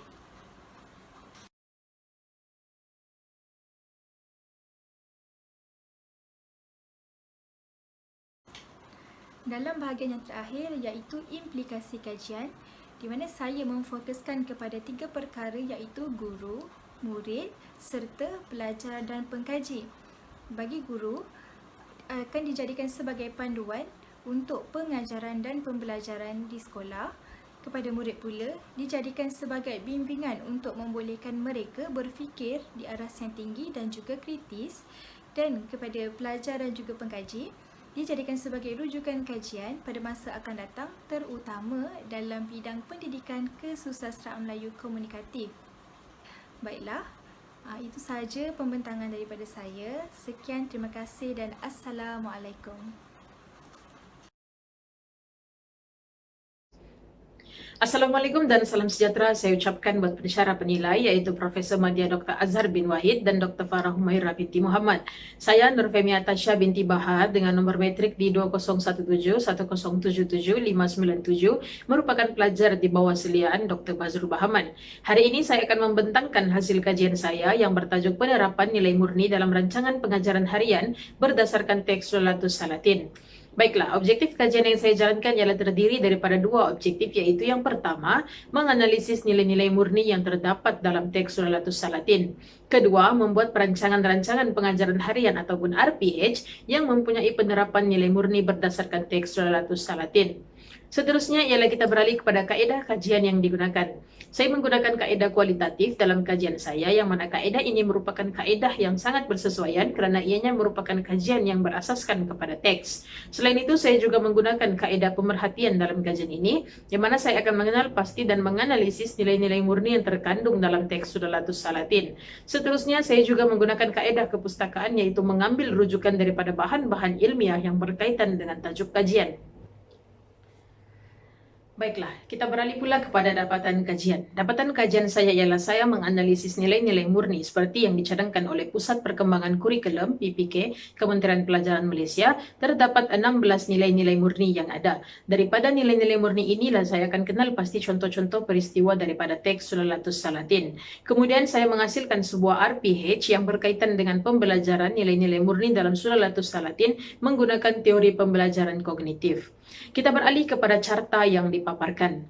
Carta ini merupakan gambaran beratusan contoh peristiwa yang dilihat berkaitan dengan nilai-nilai murni dalam Sulalatus Salatin dan saya masukkan ke dalam kajian yang dijalankan, yaitu nilai murni baik hati, hemat tinggi, kasih sayang, keadilan, kebebasan, keberanian, kerjasama, kesedaran dan rasional masing-masing menunjukkan nilai sebanyak 6%.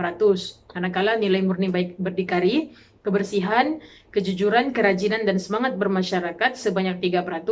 Nilai murni hormat menghormati pula sebanyak 16% dan nilai kesyukuran pula mencatatkan sebanyak 10%. Seterusnya ialah dapatan kajian bagi objektif yang kedua, iaitu berkaitan dengan RPH. Langkah 1, saya menggunakan pandangan tokoh Jane Piaget, iaitu menyatukan penerimaan maklumat-maklumat baru ataupun pengalaman-pengalaman baru yang diterima ke dalam skema yang sedia ada. Oleh itu, saya menggunakan aktiviti Gallery Walk, iaitu melalui aktiviti ini, murid akan menerima maklumat-maklumat baru hasil daripada penambahan yang diberikan oleh ahli kumpulan lain ke dalam hasil dapatan yang diperolehi sebelumnya. Seterusnya, pada langkah 2 penghasilan RPH yang dihasilkan menggunakan pemikiran pelopor bagi teori yaitu Lev Vygotsky. Vygotsky percaya bahawa perkembangan kognitif dipengaruhi oleh faktor persekitaran sosial dan budaya. Persekitaran yang dimaksudkan adalah berperanan penting dalam perkembangan murid bagi memastikan mereka dapat mencontohi perilaku atau perbuatan yang dilakukan. Saya menggunakan aktiviti role play pada langkah ini untuk menghasilkan satu persekitaran untuk mereka meniru dan mencontohi watak dan perilaku serta mampu menyatakan nilai dan pengajaran yang dapat diperolehi daripada lakonan yang ditunjukkan. Pada langkah 3 penghasilan RPH pula, saya menggunakan pandangan pelopor Jeremy Seymour Brunner. Berdasarkan langkah 3 RPH yang dihasilkan, saya membuat pemilihan aktiviti random pick. Melalui aktiviti ini, murid akan dipilih secara rawak dan mengambil kertas daripada balang beracun yang disediakan. Kemudian, murid akan menjawab soalan yang tertera pada helaian kertas yang dipilih. Aktiviti ini dilihat selari dengan pandangan Brunner yang menyatakan bahawa teori ini mampu mewujudkan pembelajaran inquiry, yaitu penemuan ataupun discovery learning. Kaedah ini digunakan bagi memastikan murid mampu mengenal pasti masalah yang timbul melalui pemilihan secara rawak daripada soalan yang diperolehi daripada balang beracun. Kemudian murid akan memahami dan menganalisis soalan tersebut serta akan berusaha untuk mencari alternatif bagi memperolehi jawapan itu sendiri. Ini jelas menunjukkan bahawa RPH ini memaparkan adanya penerapan teori pembelajaran kognitif. Seterusnya, kita beralih kepada implikasi kajian. Implikasi kajian ini dapat kita lihat terbahagi kepada 3, iaitu kepada pengkaji, kepada guru dan kepada universiti. Implikasi kepada pengkaji ialah kajian ini dapat digunakan sebagai panduan semasa mengajar pelajar tingkatan 6 di sekolah. Pengkaji dapat melihat dengan mudah contoh-contoh peristiwa yang dilihat ada perkaitannya dengan nilai-nilai murni. Selain itu, implikasi kepada guru di sekolah juga dapat dilihat bahawa kajian ini mampu membantu guru untuk memberi kefahaman kepada murid di sekolah berkaitan dengan peristiwa dan penceritaan dalam teks Sulalatus Salatin. Akhir sekali, kesannya kepada pihak universiti ialah kajian ini juga boleh dijadikan sebagai rujukan kepada mahasiswa dan mahasiswi di universiti yang bakal membuat kajian berkaitan dengan teks Sulalatus Salatin. Itu saja daripada saya. Sekian, terima kasih. Assalamualaikum dan salam sejahtera. Saya ucapkan kepada pensyarah yang akan menilai pembentangan kolimi pada hari ini. Saya Norafati Nizatin binti Ajo bernomor metrik di 2017-1077-599 akan membentangkan mengenai tajuk FYP saya, iaitu pembentukan karakter diri pelajar melalui pendidikan adab berdasarkan teks Sulalatus Salatin. Nama penyelidik Dr. Bazrul bin Bahaman. Pengkaji mengemukakan 2 objektif. Objektif yang pertama adalah menganalisis pendidikan adab yang diterapkan dalam teks Sulalatus Salatin, manakala objektif yang kedua ialah menghubungkait pembentukan karakter diri pelajar dengan pendidikan adab yang terkandung dalam teks Sulalatus Salatin. Baiklah, untuk bahagian kaedah kajian, kaedah kualitatif yang digunakan oleh pengkaji merupakan pendekatan yang melibatkan prosedur penyelidikan yang menghasilkan data gambaran yang boleh diamati. Baiklah, kaedah yang seterusnya, pengkaji menggunakan kajian kepustakaan. Seterusnya, pengkaji turut menggunakan kaedah senarai semak, di mana senarai semak ini disediakan oleh pengkaji untuk mengenal pasti pendidikan adab yang terkandung dalam teks Sulalatus Salatin. Pengkaji menggunakan teori taklima. Teori ini terdapat 7 prinsip kesemuanya dan pengkaji telah memilih prinsip yang bersesuaian dengan kajian pengkaji. Baiklah, untuk bahagian dapatan kajian, pengkaji telah menyediakan satu jadual untuk memaparkan mengenai pendidikan adab yang terkandung dalam teks Sulalatus Salatin. Seperti dalam jadual ini, pengkaji mendapati terdapat 9 adab yang telah ditemukan dalam teks Sulalatus Salatin, iaitu pertama, adab rakyat terhadap raja, yang kedua, adab terhadap tetamu, yang ketiga, adab terhadap orang tua. Yang keempat, adab raja terhadap rakyat. Yang kelima, adab sesama insan. Yang keenam, adab pembesar atau pemimpin terhadap raja. Yang ketujuh, adab terhadap haiwan. Yang ke-8, adab pengurusan jenazah. Dan yang ke-9, adab ketika makan. Setelah menganalisis pendidikan adab yang terkandung dalam teks Sulalatus Salatin, pengkaji mengkaitkan adab ini dengan prinsip teori takmilah yang terpilih. Berikut merupakan perkaitan adab dalam Sulalatus Salatin dengan prinsip teori takmilah yang terpilih.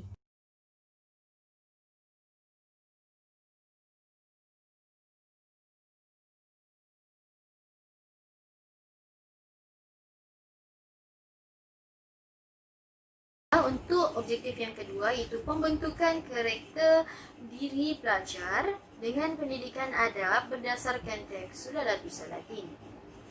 Pendidikan adab yang telah diteliti oleh pengkaji dan telah dijumpai melalui objektif 1 tadi, pengkaji akan menghubungkaitkan pendidikan adab yang ada dengan pembentukan karakter diri pelajar. Sebagai contoh, adab yang pertama iaitu adab rakyat terhadap raja dapat dilihat karakter yang akan terbina melalui adab ini ialah karakter pelajar yang bertanggungjawab, berdisiplin serta dapat melakukan sesuatu perkara dengan baik.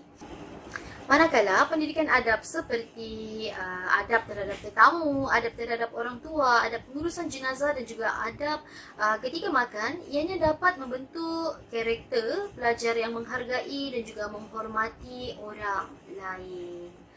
Melalui pendidikan adab raja terhadap rakyatnya dapat dilihat ianya dapat membentuk karakter diri pelajar yang merendah diri. Untuk adab sesama insan, ianya akan melahirkan karakter yang mengambil peduli dan juga prihatin terhadap orang lain. Pendidikan adab pemimpin atau pembesar terhadap rajanya dapat membentuk sebuah karakter yang berintegriti, karakter yang jujur dan juga karakter yang taat.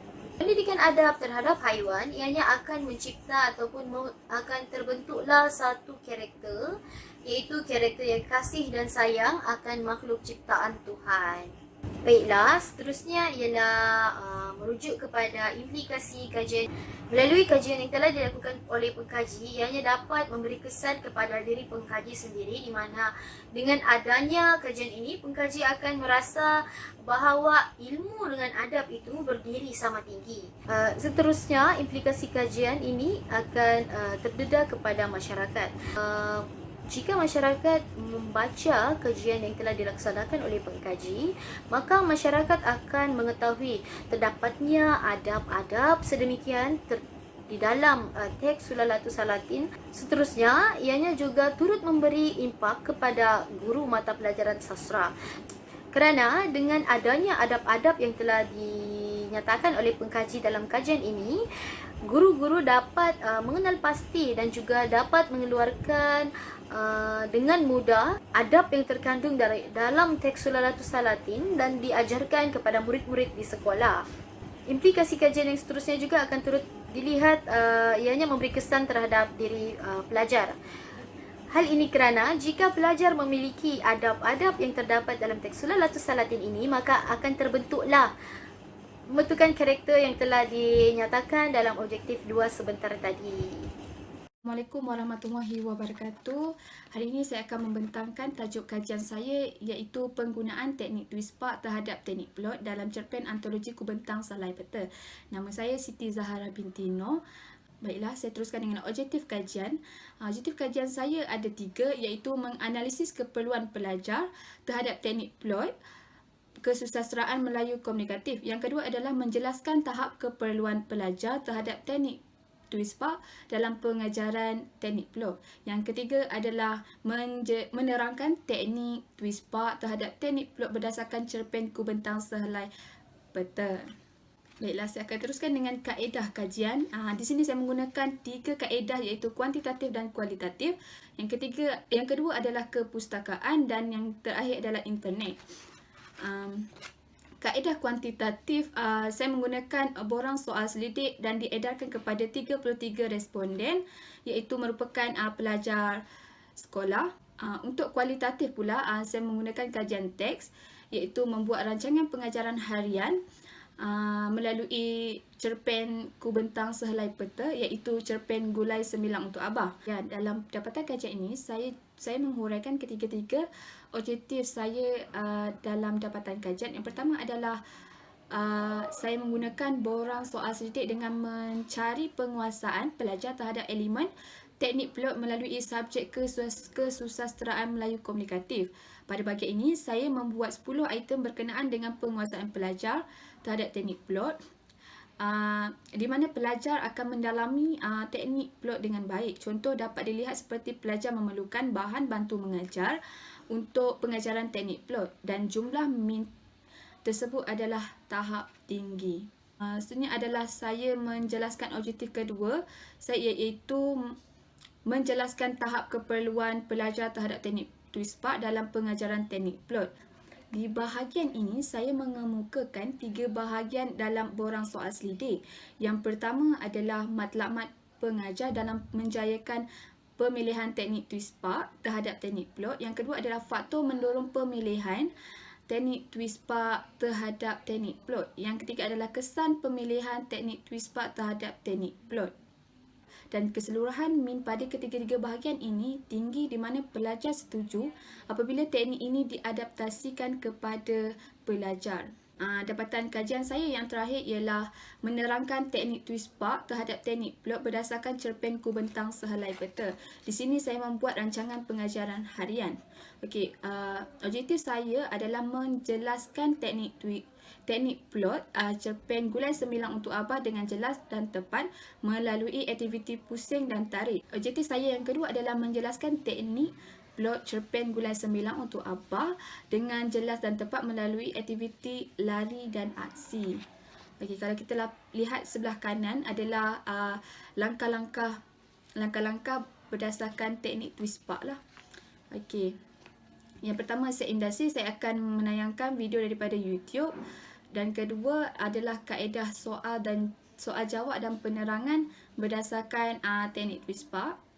Langkah kedua adalah pusing dan tarik, di mana pembelajaran ini guru akan menyediakan kotak dan dalam kotak tersebut mengandungi beberapa petikan daripada cerpen Gulai Semilang untuk Abah, dan kotak tersebut akan dibawa ke meja murid-murid dan pelajar akan menarik satu kertas daripada kotak tersebut. Langkah ketiga adalah lari dan aksi. Contohnya jika petikan tersebut mempunyai contohnya jika petikan tersebut merupakan teknik dialog, pelajar akan membuat aksi di depan pelajar lain dan mereka tidak boleh memberi jawapan terlebih dahulu, dan rakan yang lain pula akan membuat aksi berdasarkan petikan yang mereka dapat. Yang terakhir adalah implikasi kajian saya, di mana teknik Twist-Part terhadap teknik plot dapat membantu pelajar untuk menguasai teknik plot dengan lebih mendalam. Dengan adanya teknik Twist-Part ini sangat membantu pelajar untuk kekal aktif dan menumpukan perhatian sepenuhnya terhadap pengajaran. Yang ketiga adalah pelajar akan mudah berinteraksi dengan guru apabila wujudnya hubungan dua hala semasa proses pengajaran berlangsung. Dan yang terakhir adalah teknik Twist-Part membantu pelajar untuk mengingat teknik plot lebih mudah, bukan hanya mendengar guru mengajar teknik plot tersebut. Okey, sekian, terima kasih. Assalamualaikum warahmatullahi wabarakatuh. Saya Siti Aisyah binti Ayub, pemegang kad matrik di 2017 1077 604. Saya daripada program ISMP Kesusasteraan Melayu. Tajuk kajian saya adalah Kemenjadian Pelajar Menerusi Amalan Nilai Murni Berasaskan Cerita Rakyat Malaysia. Saya diselia oleh Dr. Bazrul bin Bahaman. Sedikit latar belakang kajian saya. Melalui kajian ini dapat kita lihat sejauh manakah nilai murni ini dapat memberi kesan dalam membentuk sikap dan kepribadian masyarakat pada masa kini. Dan sastra rakyat pula adalah suatu wadah yang dilihat menarik dan berkesan dalam menyampaikan nilai murni dalam diri masyarakat. Seterusnya, objektif kajian saya terdapat 2 objektif. Yang pertama adalah menghuraikan nilai murni yang terdapat di dalam buku Cerita Rakyat Malaysia. Dan yang kedua, saya akan mengenal pasti penghayatan 16 nilai murni kepada pelajar sekolah menengah kebangsaan. Dan persoalan kajian saya adalah apakah nilai-nilai murni tersebut terkandung dalam buku cerita rakyat Malaysia? Dan yang kedua, sejauh manakah amalan nilai murni tersebut terdapat di dalam diri pelajar, terutamanya bagi pelajar yang berada di sekolah menengah? Untuk pernyataan masalah, masyarakat pada kini dilihat kurang penghayatan nilai murni di dalam diri mereka. Berbalik pada zaman dahulu, masyarakat ini menggunakan cerita rakyat bagi menerapkan nilai murni di dalam diri individu. Saya mengambil satu kajian literatur untuk dibentangkan, iaitu tajuk kajian bertajuk Nilai-nilai murni dalam seuntai himpunan 366 cerita rakyat Malaysia. Sedikit uraian kajian. Kajian ini dia menumpukan kepada aspek nilai-nilai murni yang terdapat dalam cerita-cerita rakyat Melayu yang terkandung dalam buku seuntai himpunan 366 cerita rakyat Malaysia. Untuk kajian ini, persamaan dengan kajian saya adalah yang pertamanya penerapan nilai murni. Beliau juga mengkaji buku ini berdasarkan nilai-nilai murni berdasar falsafah pendidikan negara. Beliau mengkaji mengenai cerita rakyat Malaysia, 366 cerita rakyat Malaysia, dan saya juga mengkaji berkaitan dengan cerita rakyat. Kelompongan bagi kajian literatur ini adalah kajian ini dia tidak mengaitkan amalan nilai murni ke dalam diri masyarakat. Bagi metodologi kajian, saya menggunakan dua metodologi. Yang pertama adalah untuk objektif 1. Bentuk kajian adalah melalui pendekatan kualitatif dan instrumen kajian pula adalah melalui analisis teks. Untuk batasan kajian, saya membataskan untuk mengambil cerita rakyat yang terdapat dalam buku yang dipilih sahaja. Dan untuk metodologi kedua, bagi objektif yang kedua adalah bentuk kajian berbentuk pendekatan kualitatif dan instrumen kajian yang saya gunakan adalah menggunakan borang soal selidik. Batasan kajian bagi metod kedua ini adalah saya membataskan kajian hanya untuk pelajar sekolah menengah kebangsaan sahaja. Dapatan kajian bagi objektif 1. Saya mendapati kesemua nilai murni berdasarkan 16 nilai murni falsafah pendidikan kebangsaan terdapat di dalam buku cerita rakyat Malaysia ini. Contohnya nilai baik hati dalam kisah Gadis Malang. Dalam petikan ini, kita dapat melihat Buang Putih itu mempunyai nilai baik hati di dalam dirinya. Sedikit berkaitan di SKP dan juga falsafah pendidikan kebangsaan ini, iaitu untuk nilai murni dalam FPK juga adalah bagi membentuk pelajar memiliki sahsiah yang terpuji. Dan sedikit pandangan tokoh sarjana, jadi bagi menyokong objektif saya adalah Suradin dan Yusof 2005 mendapati bahawa institusi pendidikan, terutamanya pengajar, perlu meningkatkan tahap penghayatan nilai-nilai murni dalam diri pelajar, seterusnya dapat membentuk disiplin dari sebarang kesalahan. Bagi dapatan kajian yang kedua, untuk dapatan kajian, semua responden memberikan penilaian yang baik. Berkaitan objektif ini dengan DSKP ini sememangnya berkait dengan falsafah pendidikan kebangsaan berkaitan nilai murni. Dan sedikit pandangan sarjana untuk menyokong objektif saya ini adalah remaja sering dikatakan tidak berakhlak, tidak pandai membuat pertimbangan, nilai dan pelbagai lagi ciri negatif menurut Lihana Borhan 2001. Untuk cadangan dan implikasi kajian, pelajar perlu didedahkan dengan kebaikan amalan murni dalam kehidupan. Amalan nilai murni mampu melahirkan generasi yang berpengetahuan, berwibawa dan berwawasan. Bagi kesimpulannya, kecenderungan kepada penghayatan nilai yang baik dalam kehidupan kita boleh membantu meningkatkan prestasi akademik dan seterusnya menyumbang kepada kesejahteraan hidup pada masa hadapan. Dan ini adalah untuk rujukan-rujukan yang saya ambil. Sekian, terima kasih dan Assalamualaikum. Assalamualaikum warahmatullahi wabarakatuh. Nama saya Nur Akilah binti Yusof, bernombor metrik D201110775668. Baiklah, saya di bawah penyelia Dr. Bazrul bin Bahaman. Tajuk kajian saya ialah pembentukan sahsiah diri pelajar berdasarkan pengajaran dan pembelajaran pendidikan keagamaan dalam kumpulan pantun Melayu oleh Zainal Abidin Bakar. Objektif kajian saya ialah mengenal pasti pendidikan keagamaan yang terdapat dalam kumpulan Pantun Melayu. Yang kedua, melihat hubungan pembentukan sasiah diri pelajar dalam kumpulan Pantun Melayu. Kaedah kajian pula, saya menggunakan kaedah kajian reka bentuk iaitu dari kualitatif yang terdiri daripada kajian senarai semak terus ke atas kajian teks kumpulan Pantun Melayu. Dan saya juga menggunakan kajian kepustakaan dan menggunakan kajian analisis teks. Baiklah, dapatan kajian. Dapatan kajian yang pertama ialah mengenal pasti pendidikan agama yang terdapat dalam kumpulan Pantun Melayu. Saya menggunakan konsep rukun iman dan rukun Islam dalam mengenal pasti dan menganalisis kajian saya. Iaitu pada rukun Islam yang pertama, pengkaji telah mengenal pasti hanya ada dua sahaja rukun Islam yang dikesan melalui Pantun Melayu, iaitu rukun Islam kedua menunaikan solat 5 waktu dan rukun Islam kelima mengerjakan haji.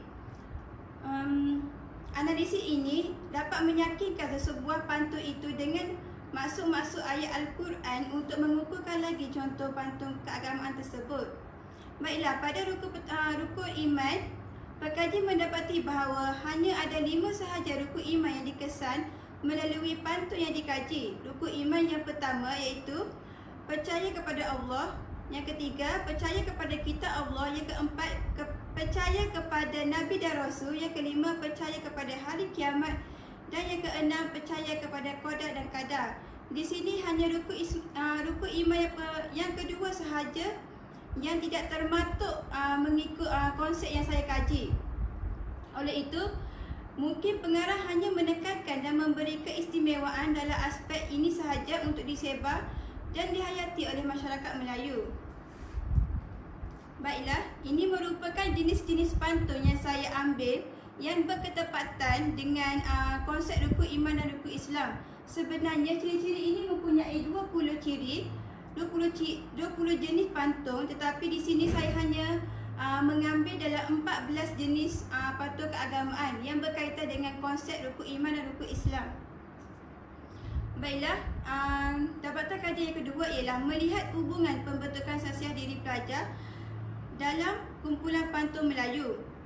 Pengkaji telah melihat hubungan dalam 5 aspek, iaitu yang pertama, melahai individu yang positif. Di sini dapat dilihat pendidikan agama ini merupakan cara mengenal Allah Subhanahu Wa Taala, iaitu perkara utama yang mesti diberikan kepada para pelajar tentang pendidikan agama mengenal Allah Subhanahu Wa Taala.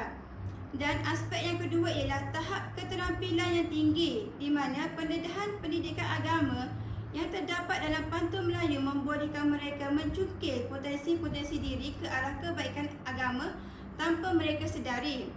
Okey, aspek yang ketiga ialah remaja yang berkeyakinan tinggi, iaitu penyatuan pendidikan agama antara pelajar dengan lebih memberi keyakinan dari sudut kognitif, afektif dan psikomotif kepada pelajar dalam usaha untuk menyesuaikan diri dalam menghadapi masyarakat dan sebarang masalah yang timbul.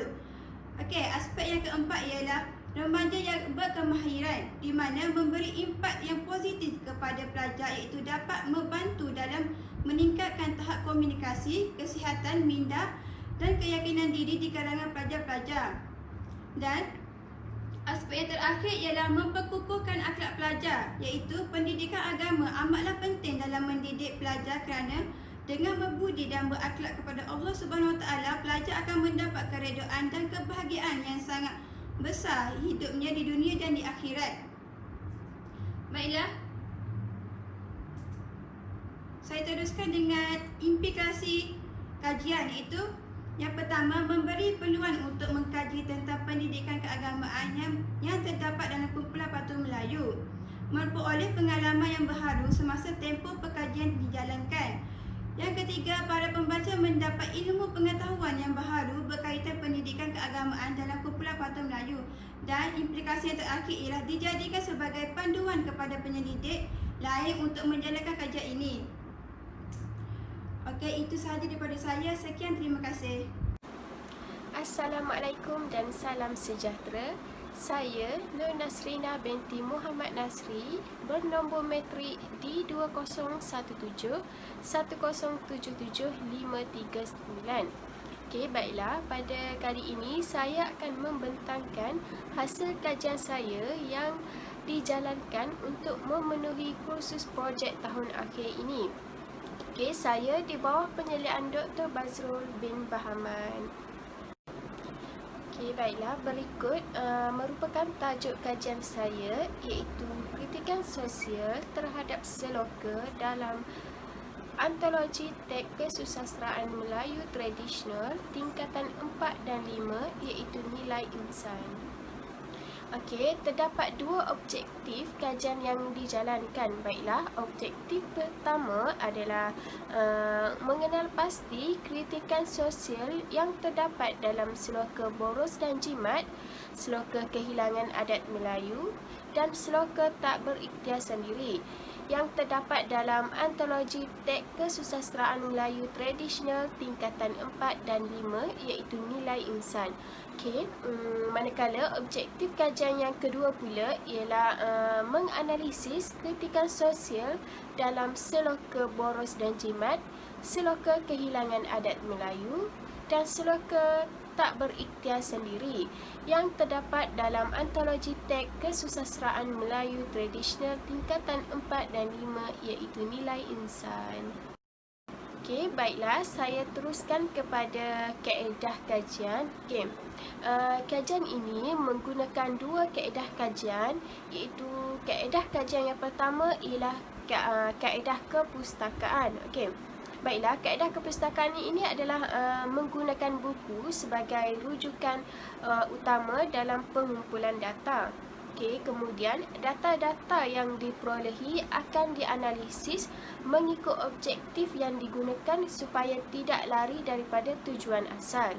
Okey, antara bahan-bahan kajian yang digunakan ialah majalah, kertas kerja, jurnal, tesis, sarjana dan sebagainya yang berkaitan dengan tajuk kajian ini. Okey, bahan utama yang dianalisis pula ialah seloka Boros dan Jimat, seloka kehilangan adat Melayu dan seloka tak berikhtiar sendiri yang terdapat di dalam antologi teks kesusasteraan Melayu tradisional tingkatan 4 dan 5, iaitu nilai insan. Okey, manakala kaedah kajian yang kedua pula ialah kaedah analisis dokumen. Okey, kaedah kajian ini adalah kajian ini memfokuskan kepada kritikan sosial yang terdapat dalam seloka Boros dan Jimat, seloka kehilangan adat Melayu dan seloka tak berikhtiar sendiri berdasarkan teori pengkaedahan Melayu.